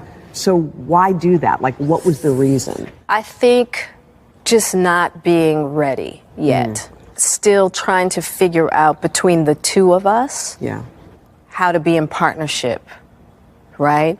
And in regards to how do we present that to people, you know? And we hadn't figured that out. During our walk in Baltimore, Jada reflected on their breakup. I'm going to go ahead and pause it right here. They're talking about being in Baltimore and whatnot. I think that she wants out of his shadow. She's going back to Baltimore, putting the book out, trying to do things that are beyond Will Smith. and he is refusing to let her go. So that's pretty much that. There's going to be more. They're talking about Chris Rock and everything else, but that's what's going on with your man Will. And I hope that they are done. I hope that they're done because there's no more to this story. I think people were following it. They thought they were married and trying to work it out, but obviously they're not. Obviously it's a wrap. Obviously it is over. And I think I'm gonna move right forward here and talk about the main thing, and that is what's happening in Israel. We still have more to speak about there. But if you like what you're hearing so far, please give the video a thumbs up. Like the video, share the video, do all that good stuff. Matter of fact, before Israel, Ebony Alert. So you guys may have heard about Ebony Alert. I did the video on it. Now, Gavin Newsom, I think, is trying to become the next president. Everybody thinks that it's going to be Joe Biden running. And as of right now, it kind of is, although he's not running. You know, you got everybody else in the GOP trying to run. You have Donald Trump doing rallies. You got Vivek running and everybody else. You got RFK Jr. running as an independent. He announced that the other day. You have everybody running, and Joe Biden is pretty much doing nothing as he did in 2020. That's pretty much the campaign strategy. We're not going to do anything, and we're going to win. That's pretty much how that works. But I digress. But I think Gavin Newsom is going to run at the last minute. He's doing things right now that are going to help him when it comes time to run. Doing things for the, quote unquote, doing things for the black community, higher minimum wage, all this kind of stuff. It's not really going to help, but people think that it's going to help. So he'll run on that. The latest thing is the Ebony Alert. Now, that's kind of a ridiculous name. Ebony, really?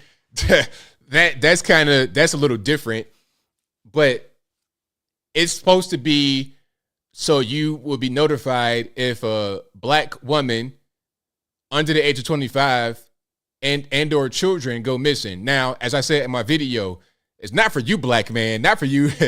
You know, you might go missing as well. Mental health issues, schizophrenia. Look, it's not for you, black man. It's for the black woman. Don't get it twisted. This is they're trying to cater to the matriarchy, that gynocracy. That's what's going on. I'm not saying we need it, but I'm saying they catering to a certain population. All right. But I digress. Now, if you ask me, I think that an Amber Alert would be just fine. That'd be fine for missing persons. But in California, you have a bunch of these things. You have Amber Alert, Ebony Alert, Blue Alert, and that's for people that have assaulted police officers to be like it's like a be on the lookout for them. So Amber Alert, Ebony Alert, Blue Alert, Silver Alert for senior citizens, and Indigenous Alert for Native Americans. All those alerts, that could be kind of condensed a little bit. I smell bureaucracy, red tape, unnecessary expense, but that's just me. Let's keep on going. This is exactly the way she had it. I haven't changed anything. Why haven't you changed it? Not ready. Kenitha Taylor's daughter, Kaya, hasn't been in this room for over 3 years. The then 28-year-old missing since February 2020. Her black Toyota was found running nearby these train tracks in Plant City, Florida. Today, no arrests and Kaya nowhere to be found. Kaya is a woman of color. Do you think things would be different if Kaya was white? I don't like, can I just say something right quick? And don't, the sisterhood, don't attack me. I don't like how they just let people wear whatever kind of hairstyle and jewelry they want. These big hoop earrings and the bald head style with a woman, I'm not really a fan of. I think there should be a certain level of uniform when it comes to personal appearance on television. If you're a news anchor, I think that should be. Because like I said before, I was watching news in Virginia and this girl had on earrings that were like this, but the earrings were bigger. And she had on the gold necklace and the necklace had her name on it. I'm like, what am I watching? Is this the news or am I back in the mall in the year 2001? Like, what's going on? If Kaya was white? Yes, unfortunately. Yes. Black women and girls make up nearly 35% of missing women reports of all ages, but just about 6% of the population, according to government data. In response to this trend, there's a new proposal called the Ebony Alert, a public notification specific to missing Black children and women in the state. It speaks to the disparities that still exist, not only in California, but across the nation when it comes to race. State Senator Stephen Bradford hopes Ebony will mirror Amber Alerts, America's missing broadcast emergency response. A 7-year-old Dallas boy is missing. The program broadcasts alerts on highway signs, radio, television, and wireless devices when a child 17 years and under is missing, abducted, or in imminent danger. The Ebony Alert includes notifications for Black 12 to 25-year-olds who go missing or are deemed abducted, victims of human trafficking, physically endangered, or runaways. At 28, Kaya Taylor would have been ineligible for an Ebony Alert. Her mother, pleased with the new proposal, but believes it should go further with a cutoff age of at least 30 years old. I've always referred to Amber. Why have any cutoff? I think there should be a system for any missing person that goes out, or just have it be for children. So if you're gonna like raise the age to 25, I mean, raise it all the way, because if you're going to cap it at 25, that means you think that 25-year-olds are still like children. You see what I'm saying? I've heard that quite a bit. People say, oh, well, you shouldn't be able to get married till you turn 25. Why 25? Are you an adult at 18 or not? I mean, I don't understand. Again, my parents got married when my mother was 18 and my dad was 21. Okay, so, I mean, people are just delaying their adulthood. 25, you are a full-grown adult, and you've been an adult for a long time. When I was 25 years old, I had left college, started my own business. I had my crib for like 3-4 years at that point. Yeah, I'm really at age, I would say 16, I was living as an adult, basically. Alert as crime control theater. Timothy Griffin studied nearly 500 Amber Alerts from 2012 to 2015, finding the most significant variable in missing children's cases was the abductor's relationship to the victim, not the Amber Alert itself. Now, I'm going to just pause it here, because they're saying the main thing with the Ebony Alert, the reason why they're having this is because they say that white women get preferential treatment when it comes to people looking for them, and Black women don't. But see, to me, it doesn't make any sense, because if you think that there's a racial disparity, why have the Ebony Alert so those who are prejudiced would just totally ignore it? You see what I'm saying? It doesn't really compute. I don't understand. If you're saying that people ignore when the Black person goes missing, why create a system that makes it easier to see when a Black person goes missing? It doesn't make any sense. His recommendation is a standard normal law enforcement investigation. The DOJ declined to comment on the pending Ebony Alert legislation. Hey, Tamisha, I'm from Virginia. I'm from the hood. Look up Portsmouth, Virginia, P City, P Town. Okay, I'm from the absolute hood. All right. I remember ducking down from drive-bys. I got taught at a young age, hey, when you hear the gunshots go off, get on the ground. Okay. Like, I got stories I told on the channel. You might be new to the channel, but a little bit about me before I keep on going. I was born in a little town called Charleston, West Virginia, Rand University. That's where I was born. Little small country town. And immediately my parents moved to Virginia. We went straight from literally straight from a trailer in the mountain to a trailer park right in the hood, right in the ghetto. Newport News, Jefferson to Mercury, right there, right in the hood. And I lived in 90% Black, 100% Black areas until I got to be in high school at age 14. And even at that point, I lived in the majority Black area. I did not live in the non-majority Black area until my 30s. Like, yeah, I came to Tennessee in 2017, but I'll be 40 years old next year. So we do the math on that. 7 cities. You already know what it is, Faye. Yes. But Bradford believes his Ebony effort remains worthwhile. It's better than not doing anything at all. As for Kaya Taylor, her case is still open. How are you and your family coping? Well, we've all had to move on in a sense, but we've stayed strong. Kenitha hoping all missing. And you know what? You got a good point right there. Somebody might get offended at your point, Green-Eyed Lady. Green-Eyed Lady says the woman's half black, daughter doesn't even look black, so what's the point? Let's have a system for everyone. It doesn't make any sense segregated like that. I just don't understand. It's really weird. Women and people of color get the attention they need to come home. And it is important to add. So that's what's going on. So yeah, shout out to them. Now her hair is different right there. She looks much better. That the Hillsborough County, Florida sheriff. Much better. I mean, look, it is what it is. But shout out to everybody who will turn their alerts off. I don't turn my alerts off. I just turn the sound off. Right. So what'll happen is I'll see the Amber Alert on my phone if I look at it. Maybe I hear it vibrate, but I'm not going to have the sound. I don't have any sound on. And I turn my sound off so I don't have the alerts. When they did that test, they overrode my sound off alert thing. So I don't know how that worked, but whatever. If you like what you're hearing so far, please give the video a thumbs up, like the video, share the video, do all that good stuff. And some of you guys are from the area in Virginia. My man from Shamrock Gardens out Portsmouth. And then someone from Hampton. Shout out to Hampton, Joker, Wonder Woman. Yeah, I know about Hampton very well. The other side of the water on the peninsula. But yeah, if you want to look it up, Portsmouth, Virginia in the 90s. Now Portsmouth has kind of calmed down. They tore down all the projects. They tore down all that stuff that was making it be crazy. They're trying to like revitalize it. They got the casino out there and things of this nature. But when I was a kid, it was much in the 90s, 80s and 90s. I mean, you had crack going on. I remember when I was a little kid in Portsmouth, probably it was about, this is like in the late 80s. I had to have been about 4 or 5, 6, something like that.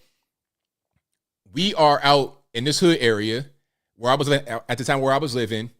And it was this white guy and his wife or his girlfriend, young guy. He had got attacked out there or something. And I would always see him.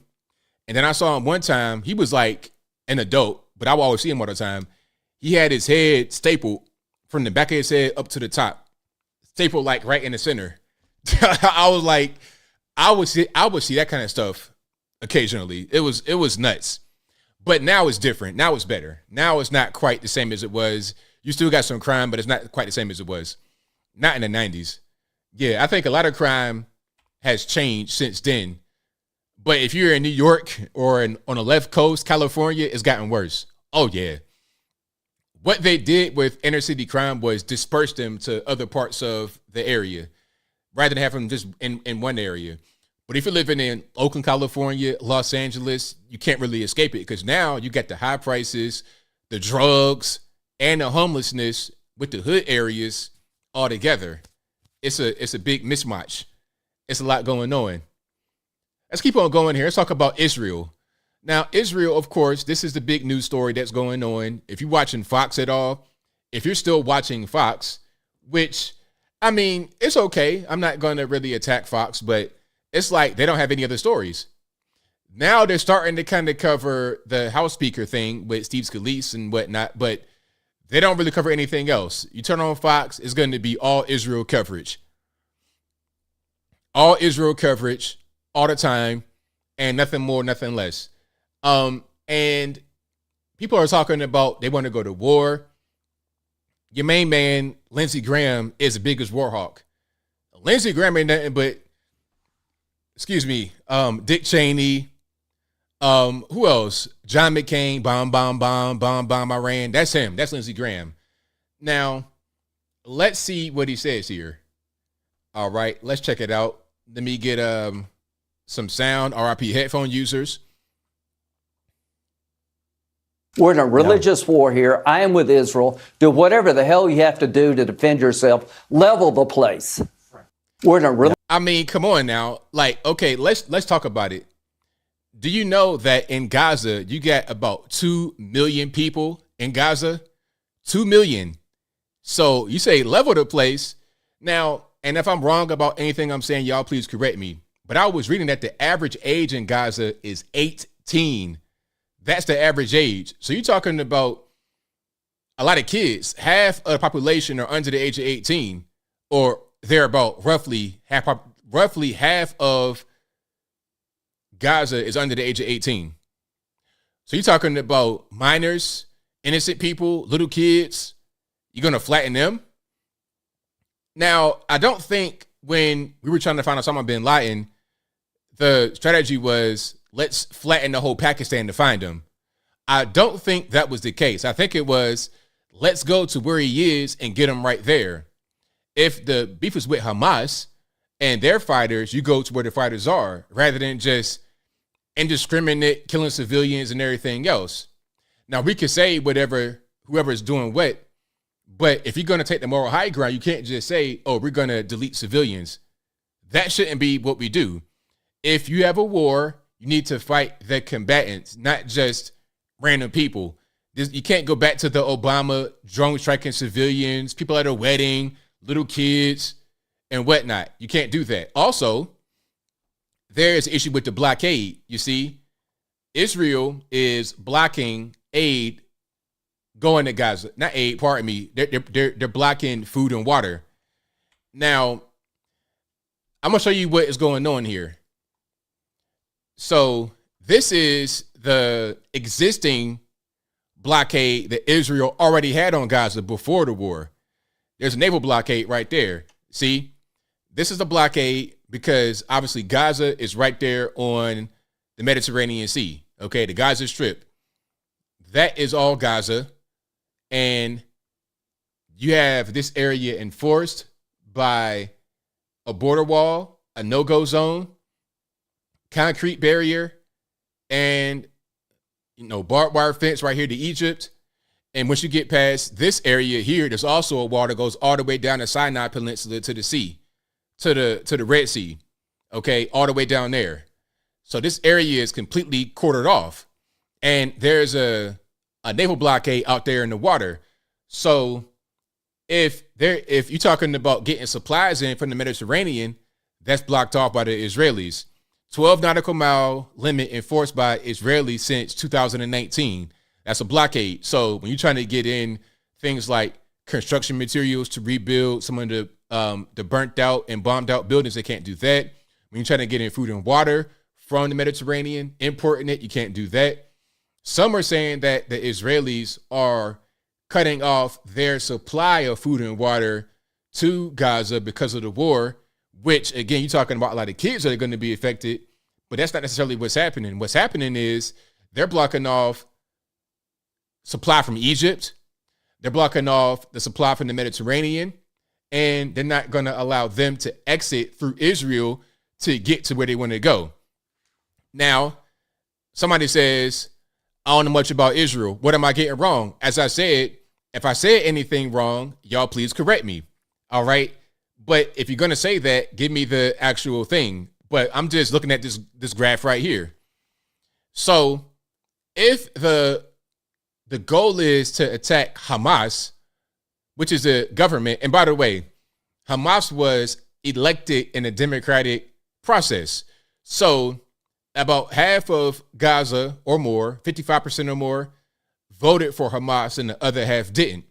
Now, that's the same thing as Democrats being in power over here in the presidency or similar to it. So does that mean that we all agree with Joe Biden? I don't think so. Should we all be punished because of what Joe Biden is doing, although we all didn't vote for him? And even if you did, you may not like what he's doing. I don't think so. So why would you punish innocent civilians who are not out there fighting, who are not out there killing innocent Israelis because of what the combatants are doing and because of what Hamas is doing? Why would you do that? I don't understand. But anyway, the current blockade, they're saying any truck that comes in from Egypt is going to be blown up. And the trucks from Egypt will have the food and water that the people in Gaza need. You can't get supplies from Israel, that's blocked off. And you can't get supplies from the Mediterranean because that's blocked off. So what do? What are you to do? Now, some are going to say, well, look, they should get their food and water the same way they got their munitions. Well, one thing about it is that Hamas came out and said they've been planning for 2 years. So the munitions and all this stuff happened over the course of 2 years, not just right now. And obviously, food is going to be a lot more perishable. You can't just say, okay, 2 year worth of food. We're going to just, you can't just smuggle food in. The best way probably would be on a ship or on a truck. But these areas are blockaded off. So y'all let me know what's going on, if I'm right or if I'm wrong. Okay, yeah. If I'm right, if I'm wrong, or what's up. Rob Otto says the innocents were warned to evacuate. You're correct that you don't understand. Okay, so what are we talking about when you say evacuate? Like a drone strike, or are we talking about a rocket, or are we talking about? See, you're talking about they were warned to evacuate before a rocket attack. That's not the same thing as being blockaded from food and water. That's not what that is. Or are you trying to say that because they can't get food and water, they have to leave Gaza? So you're going to tell 2 million people to just leave Gaza and go where? Blockaded in Israel, blockaded in Egypt, blockaded on the sea. Where are we going? And 50% unemployment, 50% unemployment. Where are we going? Average age 18. Where are we going? How? With what food? With what water? Come on, what are we talking about? I ain't talking about the rocket attacks. I'm talking about the blockade, food, water, things of this nature, medical assistance, aid. I'm speaking about that. That's what I'm talking about. So let's not get things conflated. Let's not get things confused. Let's stay on topic and address what I'm talking about rather than things that are unrelated. Right now, personally, I'm not an anti-Semite. I'm just criticizing some methods that governments do in general. Same thing I would criticize Ukraine. Okay, look, Ukraine is corrupt, obviously, stealing money. They came on TV and said, yeah, we stole some money, but it was just one guy and he's gone now. I don't know where the $1 billion is. We got Joe Biden. Look, I criticize our own government. I criticize Joe Biden, Lindsey Graham. I criticize American government. And now I'm an American citizen 100%. America first all day long. I criticize my own government. So how dare somebody try to tell me I can't criticize another country when I criticize my own country? It makes no sense. Now, does that mean I hate that country and its people? No, it doesn't. Because I don't hate my country and my people and myself. I'm an American and I criticize what America does. I criticize Lindsey Graham trying to talk about war. I criticize us giving billions of our taxpayer dollars to Ukraine. I criticize Ukraine for being harboring Nazis and giving money to Nazis to fight Russia in their proxy war. I criticize Europe, China, Africa. I criticize everybody. Nobody can sit there and claim that I cannot criticize them because of their tactical things that I don't like. It makes no sense. None whatsoever. Again, I don't care who you are, where you're from, what race you are, what color you are. That's really unimportant. What is your government doing? What is your country doing? Okay, if you're engaging in war, are you doing things the right way? Are you committing war crimes? Are you going to drone strike innocent civilians because you want to get revenge on the enemy? Who's the enemy? Is it the civilians, little kids who live in Gaza? What are we talking about exactly? I mean, I don't really understand. I don't get it. That's right, Joker. I criticize equal opportunity. There's no prejudice, no bias, no hatred, no nothing. All right. Now, we're going to get into a little bit of this here.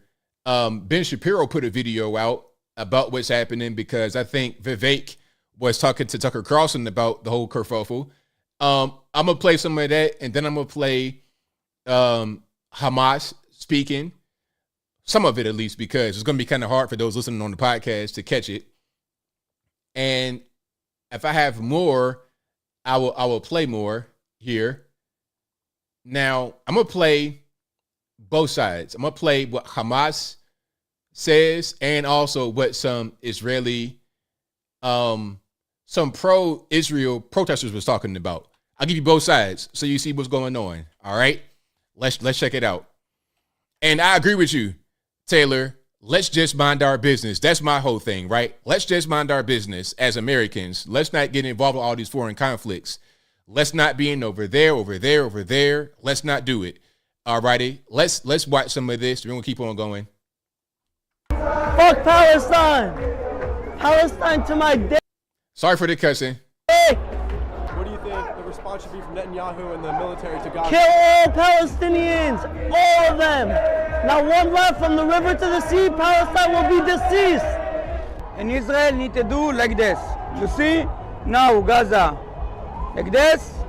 Gaza need to do like this. So if you can't see what he's doing, he's pointing to a picture of Gaza populated with buildings and everything else. And then another picture of what Gaza would look like as a parking lot, empty. Oh, like this, but all this, Jewish. So then he's saying, well, you could keep all the buildings there, but just let's basically ethnic cleanse all the Arabs away and then replace them with the Jews. That's what he said. I'm not saying it. And my man, please, I got a chapstick ready for you. Okay, brand new, unused, because you need it desperately. Your lip gonna fall all the way off, big dog. Two options. What do you think the response should be to Gaza? We gotta wipe them off the fucking map. I'm talking about every fucking flatten them like a parking lot. Yeah, flatten them out once and there's for all. Get rid of that. nothing else you can do. They proved to us there's nothing else you can do. We tried, and we tried everything. It doesn't work. We have to wipe. Do you see this right here? They're in front of a Pfizer sign. You cannot make this up. Is this message sponsored by Pfizer? What's going on? Wipe them flat off the fucking map, like a fucking parking lot. I'm not stopping till all Arabs are wiped out. I think now it's the time that we need to erase Gaza. There is people inside, our people inside, that kidnap, and now we need to kill all of them and free Israel. All of their belief is killing Jewish and killing and murder our people. Flatten it. Flatten Gaza.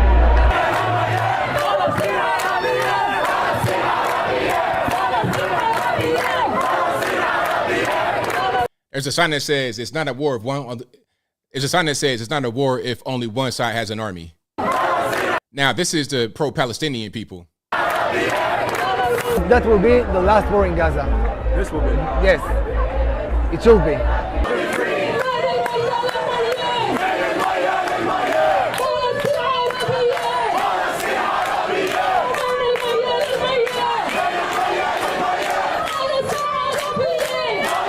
All right, so that's what's going on at a protest. I'm not quite sure where that was. Oh, that's New York City, of course. Of course. Where else? Now, here is a Hamas official, Ali Baraka. Now, this is going to be in Arabic, obviously, so check out the subtitles, and I'm going to try to stop it here and there to explain what's going on. Then we'll keep on going. السفر كانت سرية للغاية. عدد محدود من قيادة حماس يعرف أقل من أصابع اليد الذين كانوا يعرفون عن العملية وتوقيت. So this is from October the 8th, 2023 on RT, and he says that it was kept secret for 2 years. Only a handful of the top people in Hamas knew that the attack was coming. For 2 years, they were planning it. So when people say that, oh, the $6 billion to Iran is what sparked it, to me, it didn't make any sense. Because I'm like, this took a long time. It didn't just get the money yesterday and say, okay, let's attack Israel today. You're talking about thousands of rockets. You're talking about ground troops. I mean, this took 2 years, not just they gave them $6 billion and they said, okay, go ahead and green light. It doesn't make no sense. It makes no sense at all for that to be the case. And of course, it did not happen like that. Now, you could say that the money helped with Iran in general, but the attack was already planned regardless. وحماس سلوكها في السنتين الماضيات انه عقلاني وما بتدخل في حروب وما وقفت مع الجهاد الاسلامي في معركته السابقه. لكن هي كانت ضمن استراتيجيه طبعا انه حماس مشغوله بالحكومه في غزه وبدها تدير بالها على 1.5 مليون فلسطيني وملتهيه وخلص تركت المقاومه، لكن حماس من تحت الطاوله كان. So they're saying that Hamas was not getting involved with jihad or anything like that. And they kind of rocked Israel to sleep, making them think that they were just focused on governing. But really the whole time they were focused on getting the attack ready. تحضر لهذه العملية الكبيرة وصواريخ المقاومة اليوم بتغطي كل فلسطين. وين بده ياخذنا على تل أبيب؟ ما احنا من اليوم الأول قصفنا تل أبيب. بده ياخذنا على الجليل. الجبهة الشمالية انفتحت اليوم مع لبنان. يعني ليست آمن الجليل الآن للعدو. So basically they're saying that they attacked Tel Aviv the first day. And it's like, okay, where you going to go now? You're going to go to Galilee. Now they got the northern pass open with Lebanon, and Lebanon has Hezbollah. Hezbollah also helps Hamas against Israel. So this is strategic. الصهيوني ونحن قادرون أن نقصف الجليل من فلسطين المحتلة. لسرية المعركة ولنجاح ساعة الصفر ما كان حد يعرف من الفصائل وحتى الحلفاء ما كانوا يعرفوا ساعة الصفر، لكن بعد نصف ساعة جرى اتصال مع كافة فصائل. So basically they had a bunch of allies and different factions and cells who did not know about it until the 0 hour, and then they were all contacted. So I'm going to play the entire thing, but this is what's going on. This was a thing that was well planned. I'm not saying it was good. I'm just saying that they planned it out for a long time, 2 years. And then at the very end, at the 0 hour, they told everybody, hey, let's go ahead and get cracking. Let's do it right now. And then that was that. So again, the whole $2 billion thing, I'm not really a fan of, because what he also said with the guy, this guy from Hamas, who you just saw, what he also said was that they want some of their people who are locked up in the U.S. And he said that the Biden administration have no problem doing prisoner swaps. So why can't we get our guys? You see what happens when you start stuff like that, when you negotiate with terrorists, when you do prisoner exchanges and things of this nature, and you give money, other nations see the same thing. They're going to say, look, if Iran got it, why can't we get it? Matter of fact, let's see if I can find that right quick. Then I keep on going. All right. Let me see. Oh, here we go. Watch this. And then I keep on going. تم وضعهم بالموقف وبأهداف المعركة. في معتقلين فلسطينيين أيضا خارج إسرائيل في دول أوروبية. في معتقلين في أمريكا. كمان. بدنا إياهم طبعا. في عنا من حماس معتقلين في أمريكا ومحكومين مؤبدات. كمان بدنا إياهم طبعا. نطالب أمريكا أن تفرج عن أبنائنا اللي في سجونها. وأمريكا عم بتعمل تبادل. عملت مع إيران. Do you see this? Look, I'm going to read this right quick.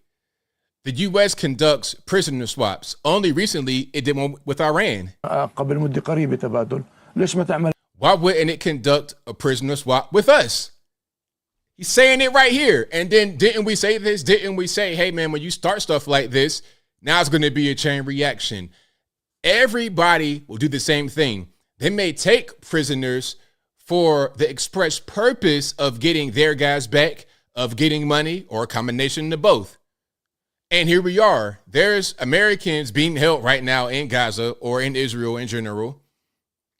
And they may say, you know what? Check it out. We'll give you your person back, but we want X, Y, and Z back and some money.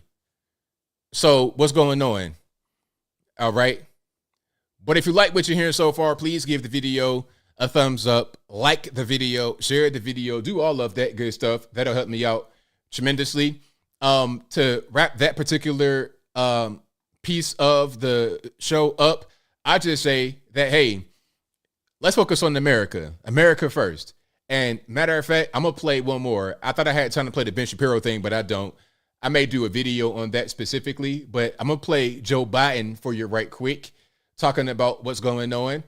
And we're going to keep on rocking and rolling to get to the calls. The number to call is 434-658-1220. Let me play this right here from your main man, Joe Biden. Then we're going to keep on rocking. I mean, I've been doing this a long time. I never really thought that I would see and have confirmed pictures of terrorists beheading children. I never thought I'd ever, anyway, but there are countries in the region that are trying to be of some help, including Arab nations that are trying to be of some help. So, anyway. I mean, so there we have it. That's from Joe Biden. I mean, do you think this guy can make it into 2024, let alone 2028? Listen, if this guy were to win, which he's not, I'm reclaiming that right now. but he would be 86 at the end of his second term, 86 years old. And right now, he pretty much is toast. I mean, I'm not quite sure how he's still standing on his own 2 feet. He might have some kind of suit up under him, powered by nano machines to keep him afloat. Because I don't see how he's mobile at all. I mean, this guy, that's your man. Yeah. Anyway, right. Anyway, I heard that. But super chats on deck. Then we're going to get to the calls. Again, the number to call 434-658-1220. Again, 434-658-1220. Shout out to Matt, who says Ukraine money side dealings is why he was removed. Are you speaking about what's your man Kevin McCarthy? Okay, let's see if Steve Scalise does better. Let's see. And again, Steve Scalise did not vote to remove McCarthy. Neither did Jim Jordan. And Jim Jordan said that he likes Kevin McCarthy and gave him an endorsement. But we'll see. Thank you to Tim Wesley, who says, what's up, ABL? Hope all is well. Question, have you heard about the one lady, I read that one already, about the lady faking her death? I mean, not her death, her kidnapping, Carly Russell. I will do a video about that. So shout out to you. Shout out to Lawther, who says, that's a guy with a ghillie suit. Come on, it's obvious. P.S. I do think Bigfoot's real, but this is not evidence. Thank you to Marshmallow, who says, thanks, ABL. Always a pleasure to come here and hear your opinions. Keep up the great work. Thank you for that.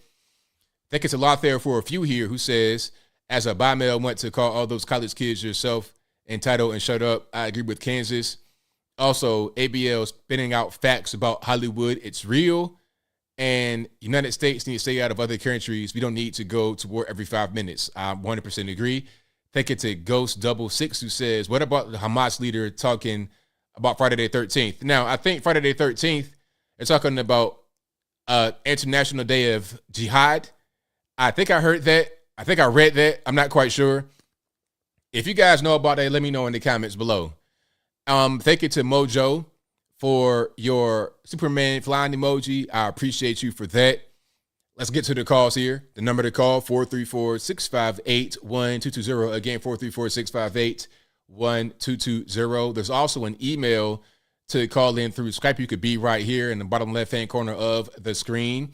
And shout out to you, Tom, from Ireland. Shout out to Ireland. But you guys go ahead and give me a ring. Again, the number to call, 434-658-1220. And, of course, the Skype email and the number will always be in the description box. All righty, Matt, what's going on? How's it going? It's all good, man. Can't complain. Give me 1 second here. Why do I have an echo? Give me a second. That's just me, but you're good. Oh, man. Is it gone now? Check. Almost, yeah. All right. Okay. I wanted to read something for you, and I wanted you to guess who said it. Got you. So, all right. It'll only take a second here. So we also have a history of kind of moving in and out of Pakistan. Let's remember, the people are fighting. We are fighting today. We funded them 20 years ago, and we did it because we were locked in a struggle with the Soviet Union. They invaded Afghanistan, and we did not want to see them control Central Asia, so we went to work. So let's make a deal with ISI and the Pakistani military and recruit these mujahideen. And great, we let them come from Saudi Arabia and other countries, importing the Wahhabi band of Islam so that we can beat up the Soviet Union. So there's a very strong argument, which is it was kind of a bad investment in terms of the Soviet Union, but let's be careful with what we sow because we will harvest. I mean, I don't know who said that. That's a good one. I don't know who said that. So this is Hillary Clinton, and in a I believe it was a congressional hearing about Benghazi, talking about how the United States funded Mujahideen in the Northern Alliance through, basically what was Charlie Wilson's war at the time. We got all these Stinger missiles, and we basically imported these radicals from Pakistan, because that's where Acadia is from, is Pakistan. And Noam Chomsky, not too long ago, just released this audio tape of Hillary Clinton again, saying, this is a much shorter quote, I do not think we should have pushed for an election in the Palestine territories. I think it was a big mistake. And if we were going to push for an election, then we should have made sure that we did something to determine who was going to win. Wow. So basically rigged the election. That's pretty funny. But yeah. And to be clear, the election, that's what brought about Hamas, right? Well, that's so when you were talking about the election and stuff like that, I was kind of getting antsy about that because so in the same way that there was, believe it or not, the Taliban was relatively moderate in Afghanistan compared to Al-Qaeda, and Taliban was the domestic force that was there. But at any time that these hardliners go moderate, and if you're in control of that region, then the power that wants to take and remain in control does not want moderates to any grassroots to come up. So they fund the radicals. And Yasser Arafat was a hardliner who was moderating, and they did not want a Palestinian moderate Muslim control of Gaza. It just didn't. So they acted against basically non-radicals, and Israel and the CIA have a hand in they didn't create Hamas, but they nurtured them in the same way that we nurtured Al-Qaeda. Wow. So there is definitely, and the reason why you don't want to fight a moderate is because, number one, they'll organize better. Number two, on the international stage, they'll get a lot more support, and you'll be seen as illegitimate for fighting somebody that's moderate when you have the upper hand. So you radicalize them. I get into fights with my wife sometimes, and she'll try to get me to say things that let her win the argument for the day. It's kind of the same stuff, you know. Mm-hmm. That said, I mean, women and children are not legitimate military targets. Correct. And that's just, I mean, there's no change in that on either side. Right. And when I was deployed to the Middle East, I remember the first Predator that I saw on the ramp, and the guy told me, "Hey, the guy that's flying that airplane is in New Mexico." And I imagined him flying and killing some people, rightly or wrongly, but then going to his daughter's soccer game or going to a shopping mall. That changes the theater of war to here. Yeah. And if you don't think that Mexico would fight against us, you need a reality check. Mexico will roll us. I don't even think Canada will be on our side when all this pushing comes to shoving. Right. We need to take care of here first. And so I'm invoking a little bit of Rampal. I'll let you go, man, but this is one of your best shows ever. Thank you for your call, man. Definitely appreciate you. Bye. Shout out to Matt. Great call. Very great call. Very informative. All right. Let's keep on rocking and rolling here. Let's go. And shout out to you guys. Okay. I'm missing these calls here. Let's go. 859, you don't line. Who am I speaking to? Yo, ABL. It's all right. ABL, my bad. The possibility of World War III, what do you think that might be a big possibility that might happen, and the implication of the United States happening on what side? To me, I want to avoid conflict as much as I can. I wish our government was like that. Unfortunately, they don't want that.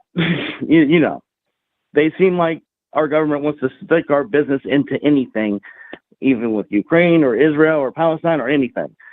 So the possibility of World War III, what do you think? By what?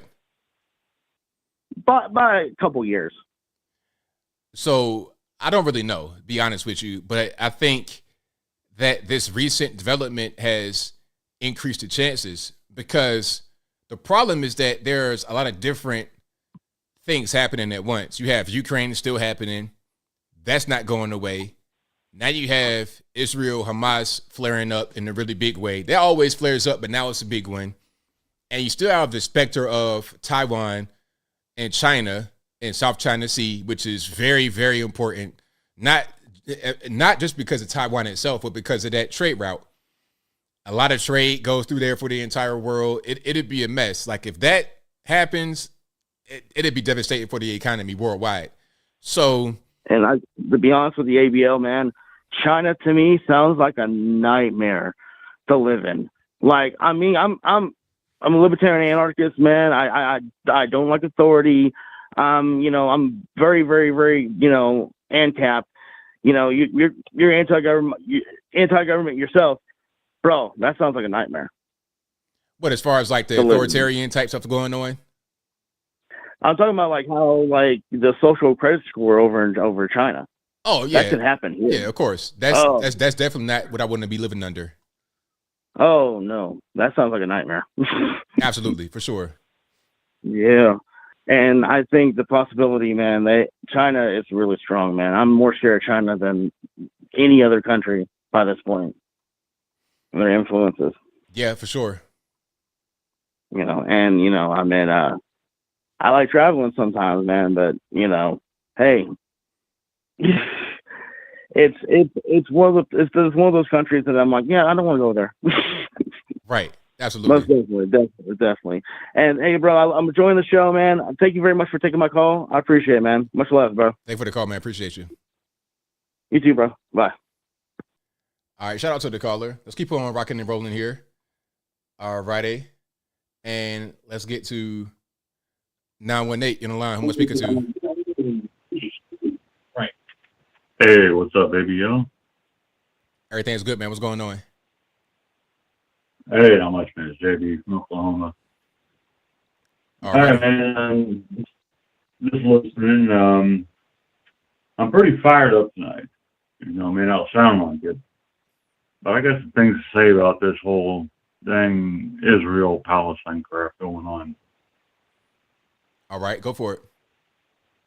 All right, first of all, I don't believe anything from the news anymore.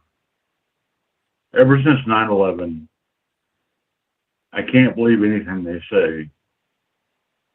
And there was, on the first day this happened, which was like, well, last Saturday, it hadn't even been a week yet. You know, they kept showing this one repeated video of a building falling down on itself. And it fell onto itself like a pancake. And the explosions came from the very base of the building, very bottom.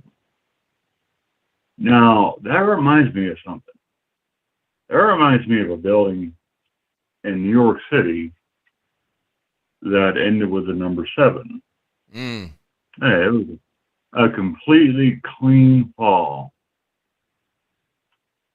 And then, second, the intelligence. Okay. Israel is allegedly our biggest ally in the entire world, you know. I mean, they basically have our military gear.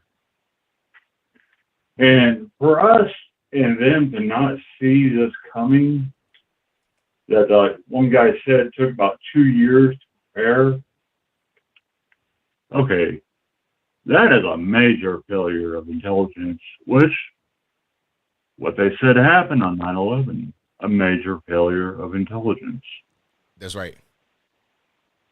Yeah, so I'm not believing any of this bullcrap. In fact, the first day this war started on Saturday, I already had enough of it. You know, with the whole the other war, Ukraine, and I don't even know. It's so stupid now. I'm not following any of these words. I've been tired of them since day one. I'm tired of this one. There's just so much dirty money being tossed around from country to country.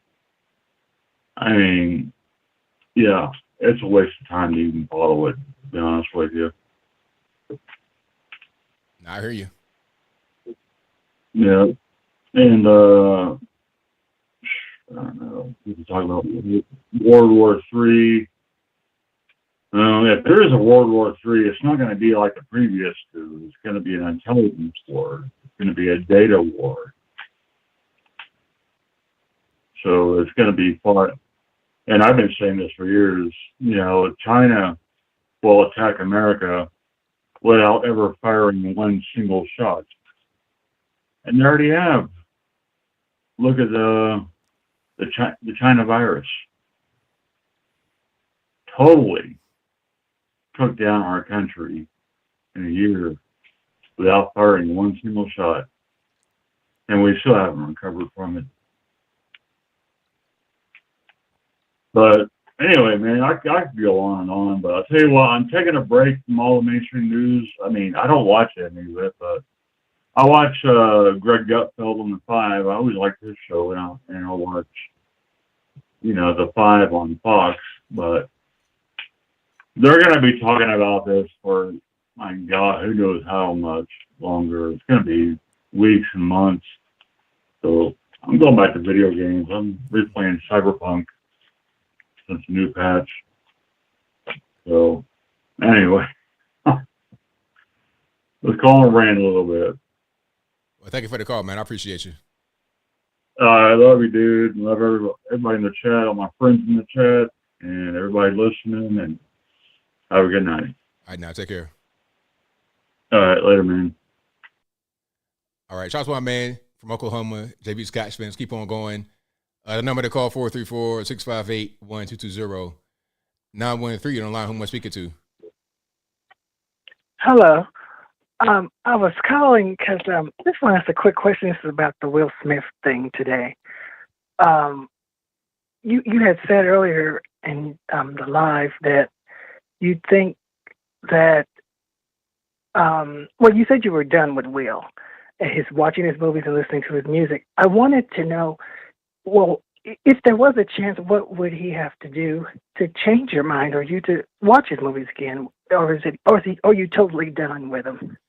I don't know. I think I'm pretty much done. Like, it's hard for me to, like, let's say, for example, an older movie of his that's already come out that I've already enjoyed and I liked it. That's one thing. I might watch it again. Like, let's say, for example, I'm just laying around on a lazy Sunday and Hancock comes on. I might watch that. I like that movie. That was a good movie. Okay. Right. Yes. But if he's going on television promoting the new movie, it's hard for me to see him promoting a new movie and really get excited for it, because I'm like, I can't connect to him. So I'm pretty much done when it comes to that.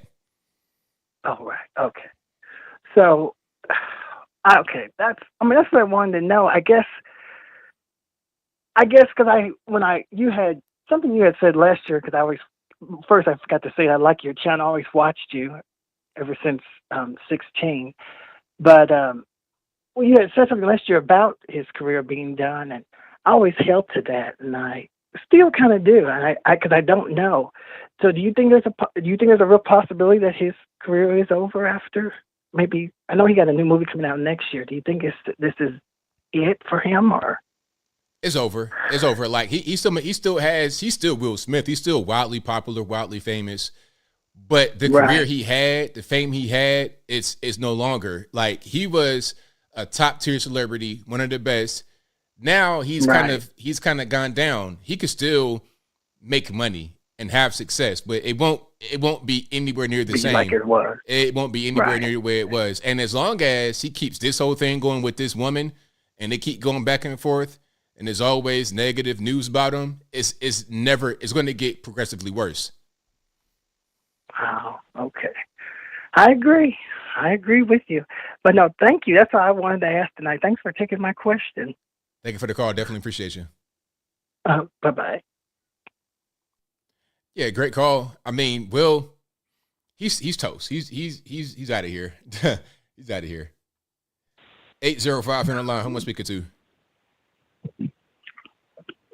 Hi, Mr. ABL. My name is Antoinette, and I'm out of Illinois. All righty. What's going on?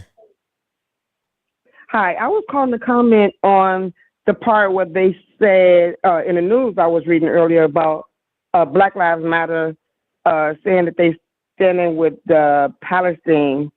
And what my problem is I don't want them to believe that everybody that's African American agrees with the policies of Black Lives Matter, because I voted for Trump and I believe in Make America Great Again. So I don't want to be grouped with the Black Lives Matter standing with Palestine, because I don't believe in that. I'm basically standing with Israel because I don't believe that they should go in there. I'm a nurse also, And it's wrong to go and take lives from people, and you're messing with women and children, killing them, and it's just morally wrong. So I just don't want people to think that because of the color of your skin, you stand with Black Lives Matter or you stand with Palestine. Absolutely. And that's a good point to make there, because, you know, the mainstream media, the news, they'll put one narrative out there and then people will believe it. So then when they run into you on the street, they think you're going to be what was on the news. And it's like, no, I'm not that way. I'm not that way. You see something on TV, it doesn't apply to all of us. So I'm glad you're able to point that out. And another thing is I have sons. I moved, I'm in Illinois, but I moved out of Chicago years ago because I could see the collapse years ago. I'm a single parent, and I moved out years ago, and now I live in a rural area because I believe that it's safer to be with my family. I don't have to worry about my sons, and I don't want my sons fighting a frivolous war for Biden and for I don't stand with them, with the government, how they're doing things. And I don't want them to take my sons into a war, into their personal war. Right, I understand 100%. If my sons are going to fight for something, they're going to stand for what's right. Or fight for the citizens that's here if problems come here to the United States, but not to go somewhere else and fight for their wars and be just another number on somebody's board just so they can have more money in their pockets. Absolutely. I agree with you 100%, because that's what it's going to come to at a certain point, because, you know, the draft is not here, but it is here because boys turn 18 years old. They sign that card, selective service, and they say, you know what? We got a national emergency. We got to help our ally. So you young boys, 18, 19, 20, etc., you go into war, and that is not the right thing to do, to fight something that does not concern us at all. You know, if they want to fight on their own, let them have it, but don't take our young boys to go over there and die for that. And I try to raise them right, to teach them the right and the wrong ways for doing things and be respectable of others. And they don't go out and they're not cussing, they're not showing no disrespect, they're holding doors open for people. That's the way they're supposed to. I raised them old school, and that's what I believe in. So I just don't want people to think that everybody thinks the same way, because we don't think that way. We're for the United States. If Trump is going again for president, I'm voting again for Trump. I believe in what he was speaking up for the people. He kind of tells us things. I know it's a lot of things he can't tell us, but enough is told to us by him and not hidden like the rest of the politicians. I don't trust any of them, and I don't like the way they take this country and the way they have our borders open. Now everybody is in New York and other places scared for their lives because they don't know what's going to happen. And that's not right. That's not right at all. Where people have to live in fear. First of all, we already suffering financially. Now we have to live in fear, and that's not fair to nobody. And I'm praying for the people of Israel and the loved ones, the innocent people, even in Palestine. If they didn't have anything to do with any of that hostage taking and killing, everything is so wrong right now, and there's no right direction from anywhere, from anyone. Right on, absolutely. I agree with you 100%. Well, thank you, and I enjoy your show. Thank you for everything you do. Thank you for the call. Definitely appreciate you. All right, great call. Shout out to her. And shout out to you guys as well. The number to call is 434-658-1220. Again, 434-658-1220. Let's keep on rocking and rolling. 973, you're on line. Who am I speaking to? ABL, how are you? I'm doing well. About yourself? I'm doing good. So I just have a few things I want to say. So first of all, I know that you were talking. Can you hear me? I hear you well. Perfect. So I just want to say a few things. Number one, I was listening to another commentator, and the commentator said that Egypt warned Israel about the attacks that supposedly Israel was warned before the attacks happened, but I guess they did not take heed to the warning. So as a result, these are the repercussions. I don't know. Did you hear that, ABL? Yes or no? I have heard that, but I'm not sure if it's true or false. Right. I would say the same. And I'll tell you, up to this day, I have not. I believe this is day 4 of the attacks. And up to this day, I don't know, you must have an iron stomach, because I cannot look at any video footage of these events, because I tell you, I'd be sick. I was just reading an article, and just by reading an article, maybe about an hour ago, I just ate something and immediately my stomach just started to churn. It's such a what a grotesque event that occurred, amongst these people. It's a really sad thing, and I just want to say publicly that, we just have to continue to pray for Israel and, pray for peace, because it's very, very unfortunate. That's number one. I know that we are all timed, so I don't want to prolong for too long on one subject. That's number one. And the last one, ABL, check this out. I was never a fan of Jada Pinkett Smith nor Will Smith. And I will tell you this. Have you seen their children lately? Both their kids. Yeah, they got some issues. I'm telling you, ABL, it's a sad situation, a very sad situation. And honestly, the world is so backwards. I don't see how some people are able to bear children. You have actually good people out there that will be good parents that can't have kids. I've heard of it.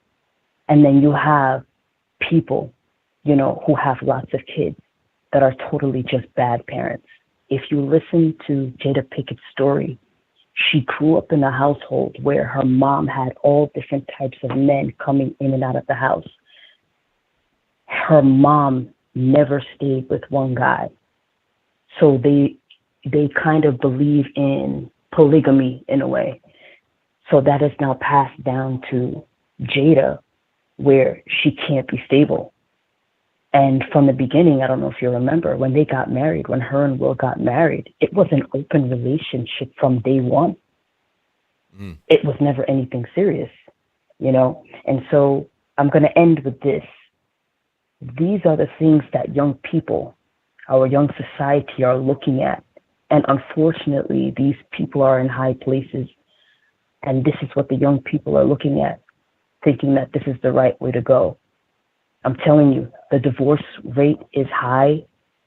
Marriages, relationships are not lasting as long as they used to. It's really, really, really sad. And it's about time we get some new leaders, some new people to stand up and be good role models for our society today. Love you, ABL. God bless you. And I will continue to support you. Okay? All righty. Thank you for your call. Definitely appreciate you. All right, honey. Bye-bye. All right. Great call. Shout out to you guys. Let's keep on rocking and rolling. Let's go. 215, you're on the line. Who am I speaking to? Jesus Christ. Yeah, I didn't even think I would get on like that. Oh, my God. Hold up. I'll take you off a speakerphone. All righty. Jeez. All right. Yeah. Can you hear me loud and clear? I hear you well. Yeah, I had to turn the stream off down in the background because I didn't think you were going to answer my call that quickly. But ABL, when I saw this attack on Israel for the second time, I think we talked about this last week, didn't you? You covered this. Yeah, you covered this last week. Yeah. So you did a live stream right last week on it. Yes. Oh wow, man, time is really moving. So this war has literally been going on for almost a week now. Well, next Friday it would be a week. I got to look up exactly when it started. It was October 7th, I think it was, when the invasion happened. But anyway, I don't want to take up more of your time. They said on the news there's massive protests going on all over New York, and it's mostly people just like Palestinians versus Israelis, and it's chaos. A lot of chaos going on over there. in New York and in Israel. I've seen some, like they said, it's 3 times worse than 9/11. Yeah, The invasion that's going on right now. That's what they're saying. Yeah, and so now I hear people saying stuff like, "Oh, the Israelis, nobody had nothing to say when now Israel is bombing Palestinians and kidnapping children, killing children." I said, "Really?" Because I've seen that from a lot of Hamas people, a lot of Hamas, and Hamas attacked first. So I can understand why America would get involved in this war because, you know, they did kill Americans. They got captured Americans over there.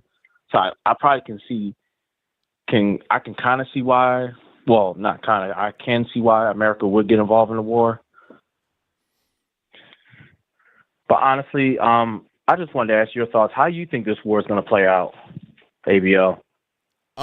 It's going to be a lot of fighting that's been going on. Like the fighting in that region is not stopped. It's been constant. So it'll be more of the same. I think there's going to be a push to get us more involved militarily. And I think what it end up happening is they're going to try to have us just spend a bunch of money. Now, I don't think that we're going to actually get involved with boots on the ground as Americans. I think it'd be a money thing. Yeah, that pretty much sounds about right. And honestly, I wouldn't be surprised if the weapons that's over there, remember when they did the Afghanistan withdrawal? I wouldn't be surprised if the weapons that were over there, all our weaponry, everything is being used in this war. I wouldn't be surprised at all. Yeah, not at all. Just like you were. You said you weren't surprised. Mm-mm. And honestly, I want to touch on on Will Smith. Honestly, ABL, I've never looked at celebrities as role models. I could see if most people might because they're rich and famous, but I hear so many stories. I just watched a whole video tutorial on child stars that were abused while they were in Hollywood, and they wound up leaving out of Hollywood with so much trauma. Mm-hmm. Leaving out on drugs, eating disorders, just all kinds of just messed up stuff, especially stuff that go on in Hollywood. I've never idolized these celebrities. Like I said, I watch their movies, I listen to their music, but as far as their lifestyle, I'm never deep in their lifestyle. I don't look up to them. I never have looked up to them, and I think a lot of people should be that way, of not idolizing these celebrities and not looking up to them as gods. Absolutely, because Hollywood, it's a crazy place. It really is. Like the industry, the entertainment industry, music, movies, all of that is really crazy. And child stars that grow up in it, they get put in environments where the average adult would be uncomfortable and not understand how to navigate. So you got little kids in that environment, they're going to be totally screwed up when they get to be adults. Yeah, and I've seen that. I've seen that a lot, especially from this guy named Orlando Brown from That's So Raven. And it's like after 2007, he just disappeared and he's never heard from him again. I've seen him like 6 years later. He's just all messed up. I was like, wow. Yeah. And he hasn't gotten any better. What people got to understand is you got to have your own mindset. And you got to have, you can watch their movies, listen to their music, it's whatever. But as far as like looking up to them as God, no, we only have one God. We only have one God. And you pretty much have to live your own lifestyle. You got to pretty much enjoy your own life and live your own life, even though you may not be as rich as them, but you never know what kind of weird things going on in their household and behind scenes. And come to find out, what I also found out is, check this out. They said when they hire crew directors, all that stuff, they don't do background checks at all. So they said there's a lot of potential pedophiles, people who are on Megan's Law, actually working in Hollywood right now. They don't do no background checks. Oh yeah, there's a lot of that going on. I mean, and to go one step further, they found a lot of these type of people in Disneyland, Disney World, all of that, interacting with children. So, I mean, They found one guy with a bunch of stuff on his hard drive at one of those. I think it might have been one in Florida. So it's crazy. It's a crazy world. It's a lot going on. You'd be surprised when you really understand everything that's happening. Yeah, and there was so many child stuff. It's mind blowing, especially what the children go through. And it's like how many children, I heard at least 3 different incidents where children had to come out and sue their parents for their money back as they got older, because the parents be taking money from them, spending all their money. Right on. It's Absolutely. just, oh my God. Back then when I was a kid, I wanted to be a child, but now I'm like, ugh, thank God I wasn't. It's a crazy world, man. But thank you for your call, man. Definitely appreciate you. All right. Have a good one, ABL. Thanks for taking my call. No problem. All right. Shout out to the caller. Great call. Let's keep on rocking and rolling. Let's go to 912. You're on the line. Who am I speaking to? What's going on, ABL? It is your favorite YouTuber, man. Joel Davis Media Network, man. How you doing, brother? It's all good, man. About yourself? I'm doing fine, man. Glad to see you in good health and good spirits. I had just wanted to talk with you a little bit about some of the stuff that's going on right now in Israel and everything else.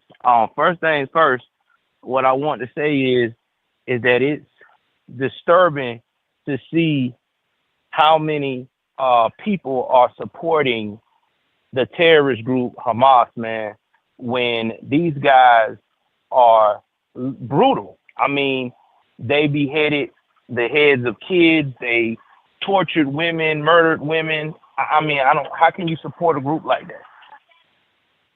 Right. And another thing too that I gotta say is how in the world black people can support these type of individuals. That's the thing that gets me. Because at the end of the day, if you look at history, the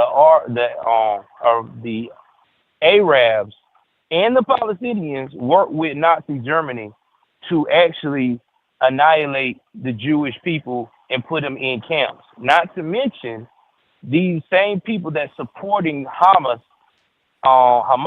swear out that they're supposed to be anti-Semitic when an American Jewish person gets disrespected or gets talked about. So which one is it? Are they anti-Semitic or are they Semitic? I mean, they need to make a decision. Am I right or wrong? Yeah, that's a good point. And last but not least, man, with Jada, with Will Smith, I agree with you wholeheartedly. Will is the biggest simp of all time. He is holding on to a dream. And I think the reason why he's holding on because he feel like the day he divorced Jada Pinkett is the day that he has to admit that she never loved him and she was always in love with Tupac and he was just a rebound guy. Right.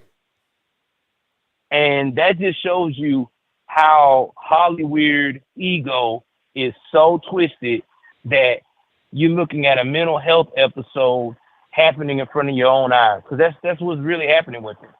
Because any man with common sense, whether they got dirty laundry or not, if you're not in a marriage, you're not happy, and you've been separated since 2016, it's time to leave, bro. It's time to go, and, but he'll learn one way or the other, I suppose. Yeah, of course. I just want to tell you once again, ABL, I admire you guys, man. Thank you for having me to talk my points on the show. Also, to say a prayer for me and my family. I'm currently homeless at this point right now, but you know what they say, what don't kill you makes you stronger. So just want to tell you once again, man, I appreciate you. And during this time, you're one of the, few conservatives I can use as motivation. Well, thank you for your call, man. Hopefully, with whatever you're going through right now, you're able to get beyond it and come back better, come back stronger. Oh, don't worry, man. That's the goal. I appreciate you, ABL. All right, now, take care. All right, you too, brother. All right, shout out to my main man, Joe Davis Media Network. And that's pretty heavy, man. Again, hopefully, whatever you're going through, I don't want to get too personal and talk about that. But whatever you're going through, man, hopefully you're able to get through it. All right? So hang in there, stay strong, boss. All right. But shout out to you guys here. You guys are the best audience anywhere on these internets. If you like what you're hearing so far, please give the video a thumbs up. Like the video, share the video, do all that good stuff. That'll help me out tremendously. All right. And let's keep on rocking here. 504, you're on the line. Who am I speaking to? Hey, ABL. It's Alien Spaceship. All right, man. What's going on? It's good to get a chance to call in again. I've been away for a little while. Glad I'm back on the show. So I didn't know that about Tupac, that he was like that. I thought he was gangster. No, not at all. He was an actor. What happened was that gangster role came into a movie, and then he just stayed in that role in his regular life. Okay. Yeah. And also, when I was young at the summer camp and at my school, I did some acting, but I wasn't like that, but I did some acting stuff. But basically, yeah, so I think him and Jada and Will Smith, that is a weird situation. And that's interesting you pointed out that, you know, Will Smith has a certain way about him, and, you know, that there's a big mess. And that was interesting that you covered that and how they think. Oh, absolutely. Yeah, it's really a fascinating thing to kind of watch play out. Yeah, it's like, you know, going to the zoo or the aquarium or something. It's an interesting thing to see. So, yeah, I think with my opinion about the Israel thing, you know, with Hamas, like the other callers were saying, that it is a terrorist organization and they have done terrible things to people, and also to the people in Israel with the attack recently. That's like for no reason. And there's people at a concert, like an outside desert place, and people in multiple countries, like say Brazil, Ireland, America, Ukraine, I think Russia, these many different people are missing people now because of that incident. So it's now becoming an international issue, and we should focus on America and the, what's it called, the homeless people with the homeless veterans and stuff. I do agree. And it's just like for a long time, Israel and America have been having an alliance and they do various things together. So this is, you know, that and various reasons, like with us missing people too. That's why we're getting involved in it. And also, now, how do you think Israel could handle it differently with the Hamas situation?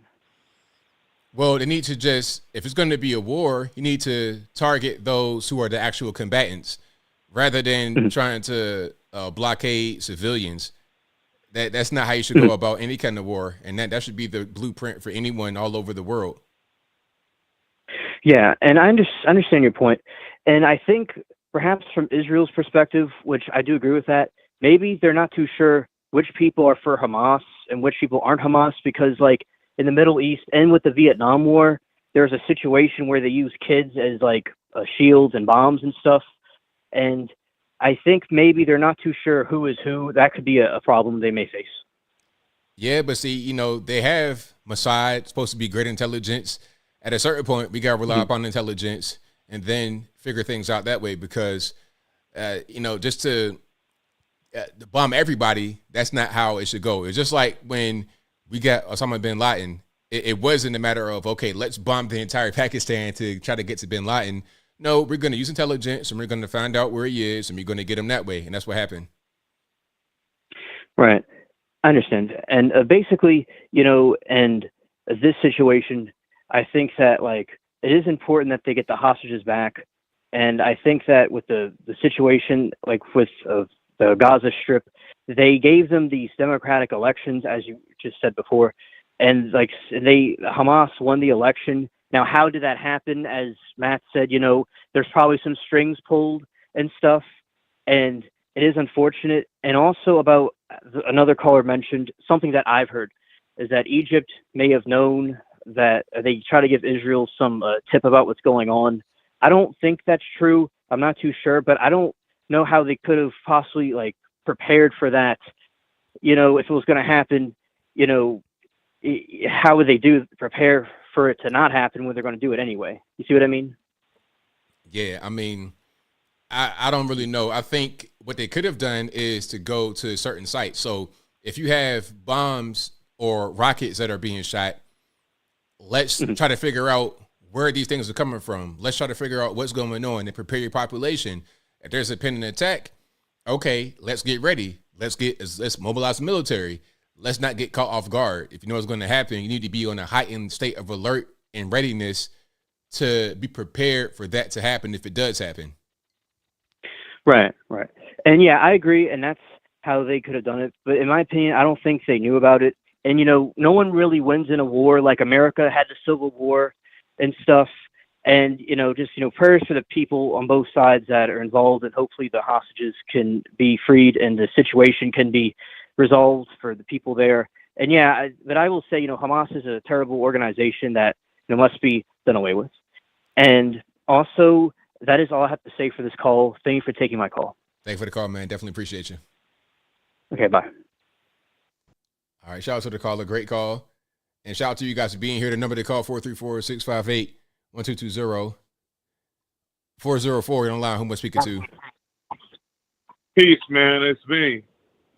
All right, man. What's going on? Can you hear me? I heard you well. Man, it's another day, man. It's always a pleasure to speak with you, AB, man. Congratulations on hitting 1 million. I thought it would happen a lot quicker than it did. It's well deserved. You are a young man, a young brother that speaks his mind and is not afraid of going against the mainstream or what everybody perceives someone of color is supposed to speak of. But a couple of things I wanted to talk about, man.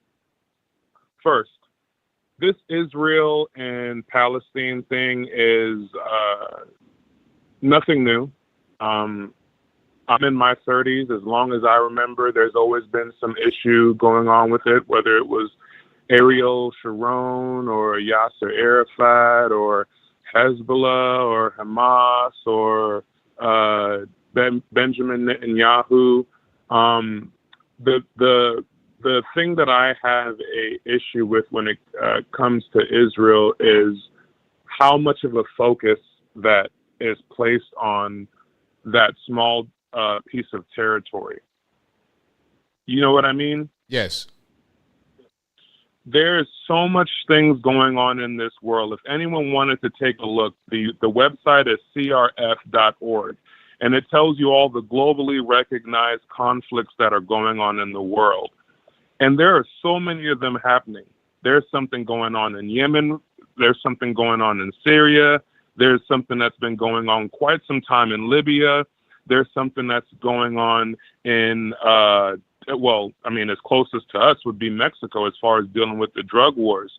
But when it comes to Israel, it's so easy for our government to drop so much money and time and effort to whatever they have going on, because I believe that it's something deeper than what is being spoken on as far as our alliance with Israel.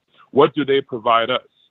They don't provide us much of anything. If anything, we give them billions, if not trillions of dollars in aid every year, and that's never gets the bid as far as partisanship. Whenever it comes to Israel, whether you're blue or you're red or somewhere in between, you affirm to stand for a country that's not yours, spending billions of dollars taking care of someone else. And the same with the situation in Ukraine.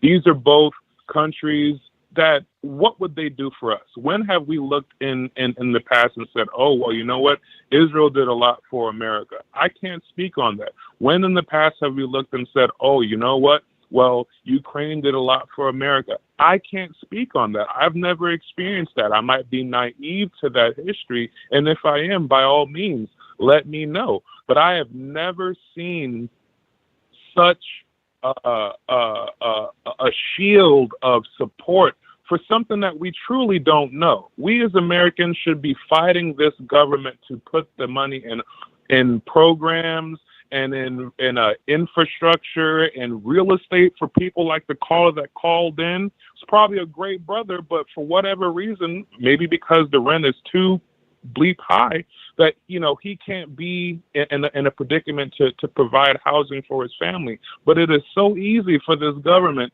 to pass legislation to give money to other peoples. They don't support us. They don't care about us. I've been in Washington. I was an intern at some point. I've seen it myself. These politicians, For example, she's not young, the lady who just died, right? I've witnessed people like that where they read off of papers that have been supplied by lobbyists.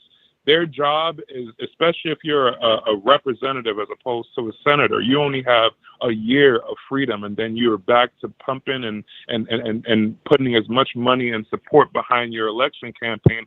They're not focused on the real issues. Anything that gets enough, I don't know, fair in the media pushes this agenda of, well, let's all get behind this. Well, I stand with Israel, and I stand with Ukraine. There is evil done on both sides. Just a few years ago, maybe even a few months ago, Israel kills Palestinians like it's nothing. Like it's nothing. And I'm not saying that it's right for the Palestinians or Hamas to kill Israelis, but it's so easy for us to latch on and support a country that doesn't support us. Netanyahu hated Obama. He hated Obama. And I'm not saying that I'm a fan of Obama, but I'm just saying in a sense of, well, we're so quick to support this country. To me, there are greater things that we should be spending our attention, our time into. And the idea that, Black Lives Matter, who may support Palestine, by all means, knock themselves out. That doesn't support, or that's not a group that speaks for all Black people, right? You can be on either side of the game, but what you should be focused on is how to make your life better and how to get this country back to where they need to be.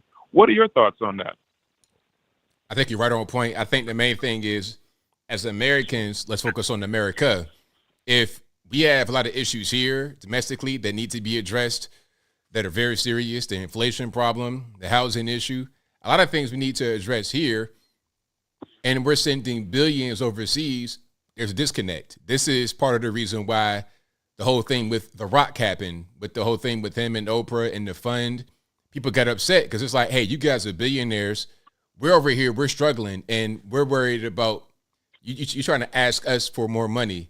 How about let's get the money from overseas that we're paying in taxes and bring that back to America? That should be the focus. Focus on us first, and then if we can help others, okay. But let's fix some obvious problems here.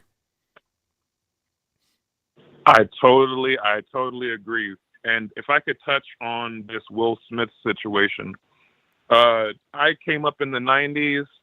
It is a shock if you look at that time glass or hourglass from that time period and looking at where he and his wife are now. It's like, wow, this is surprising. He was once it was like Camelot with them two, right?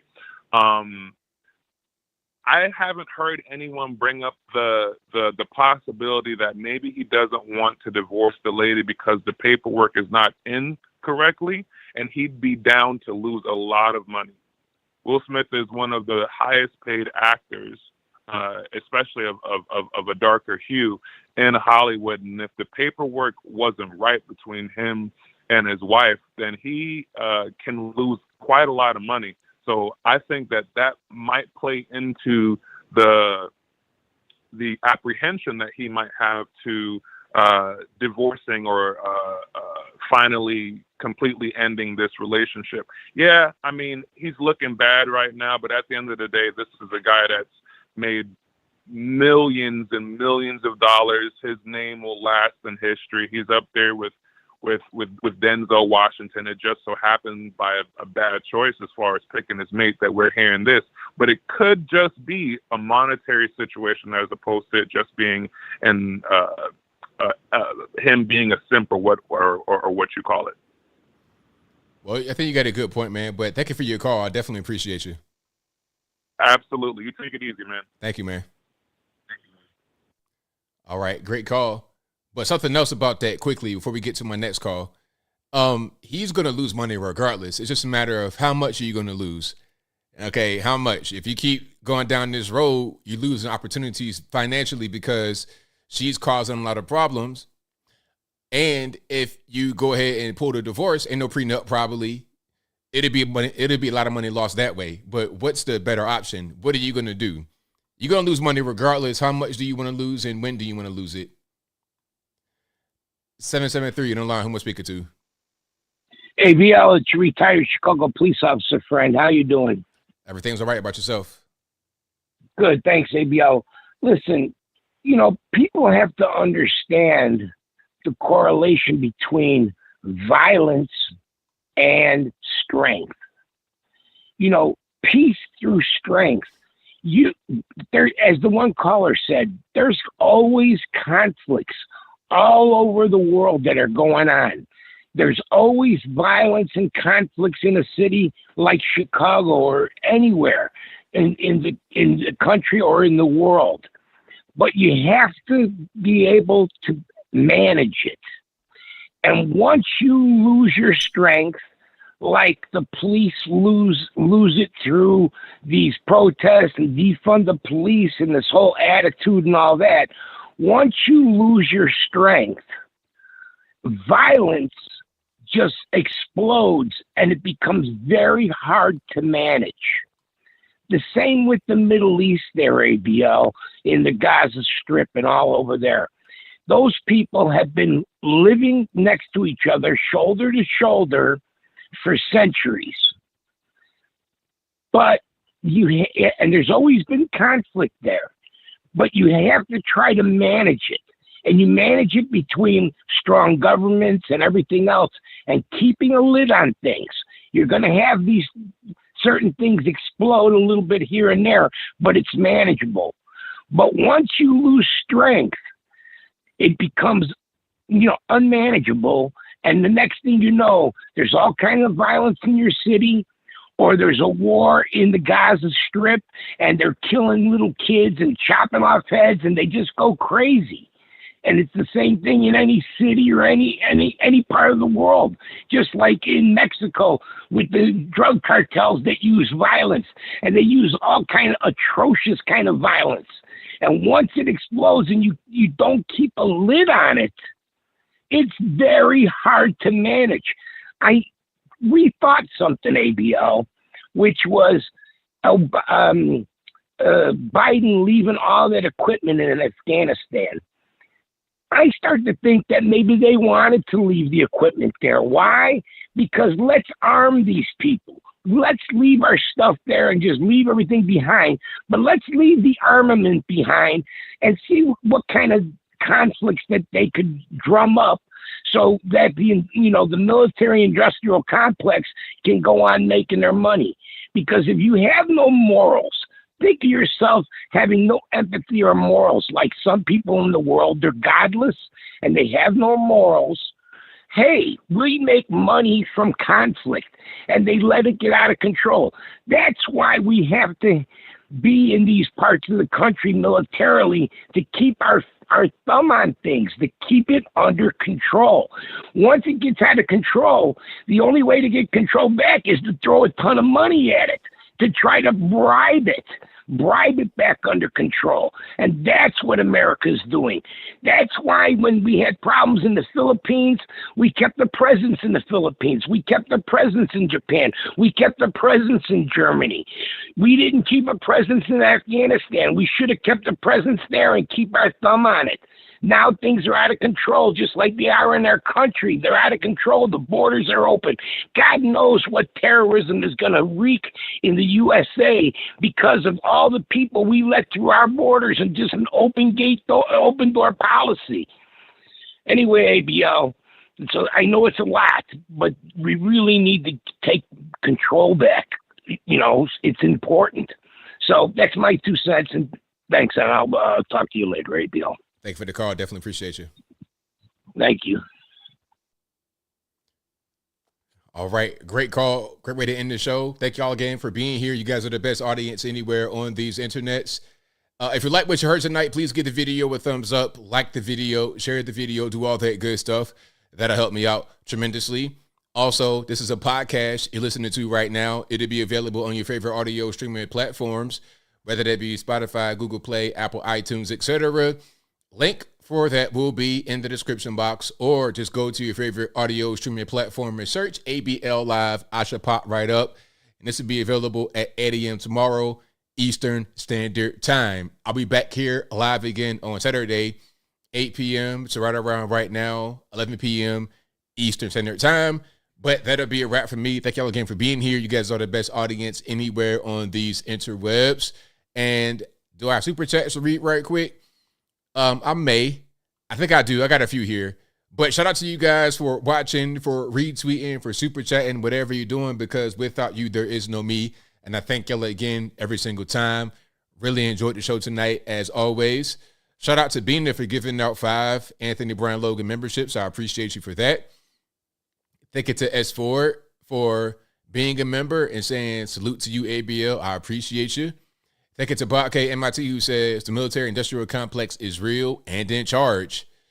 Thank you to Luciano Casanova, who says, can I please get a 22nd birthday shout out? Shout out to you, man. Happy birthday. Happy 22nd birthday. Young man. All right. And enjoy yourself. Don't hurt yourself out there at the clubs and the bars. Take it easy, man. Enjoy your birthday. And thank you for being here on your birthday, because that's a gift to me. So I appreciate you. And he said birthday cake is tres leches. What is that? Is that like, I don't even know what that is. I've heard that, but what is that? Y'all know what's going on? Tres leches? All right. I'm looking it up right now. It looks good. So enjoy the cake, man. Save me a slice. And thank you to EMA, who says, Will and Jada got 3 kids and businesses in the mix. Well, 2 kids. One of the kids was with his previous wife. But I understand your point. If he divorces her, she gets half and he still has to put up with her. So what's the point of divorce when you can separate on this question? Well, because what's happening right now is that she keeps going out there and talking about him and making a lot of complications, you see. And the reason why she's doing this is because she wants to be set free. She doesn't want to have to be going to public appearances with him. She does not want this relationship. She does not want the idea of a relationship. She doesn't want to put up a front anymore. She wants to be set free. That's the problem. And that's what's causing Will Smith so many problems. And again, this is what I was saying before. My man that called in was giving his point of view about it. You can say you don't want to give up half, but this is Will Smith. If you're a regular person giving up half, you could be in a bad situation. But if you're Will Smith, you'll be fine. In my humble opinion, it's just like Jeff Bezos. I'm knowing to get a little bit high here with Jeff Bezos, but let's stick with me because it might kind of make sense. Now, Jeff Bezos had to pay his wife like $100 billion, $100 billion with a B, somewhere around that. But it's Jeff Bezos. He has $100 billion more, $100 billion with a B more, and he has Amazon.com. This is Will Smith, one of the most famous actors of all time. You give her half, you'll still be okay. And you'll be able to move forward past that and move on with your life. What he's doing right now is holding her hostage. Is it about money? I think it's about more than money. I think it's about, she knows where the bodies are buried. She knows about his alternative lifestyle, allegedly, and he doesn't want to have another failure under his belt. He's being very selfish with this. If I was him, I would let her go. Not because I want to, but because she wants to. You're trying to work it out, trying to make things better. It's not happening. And every now and again, she acts out. It's the caged bird singing. That's what it is. Don't you see? So it's a very selfish thing to do. And I don't think it's about money. All right. But thank you for your super chat, man. I appreciate you. But I think that will be a wrap for me. So I will see you guys on the next live. And of course, I'm here every day putting out pre-recorded content. But until next time, y'all be safe. I'm out and peace.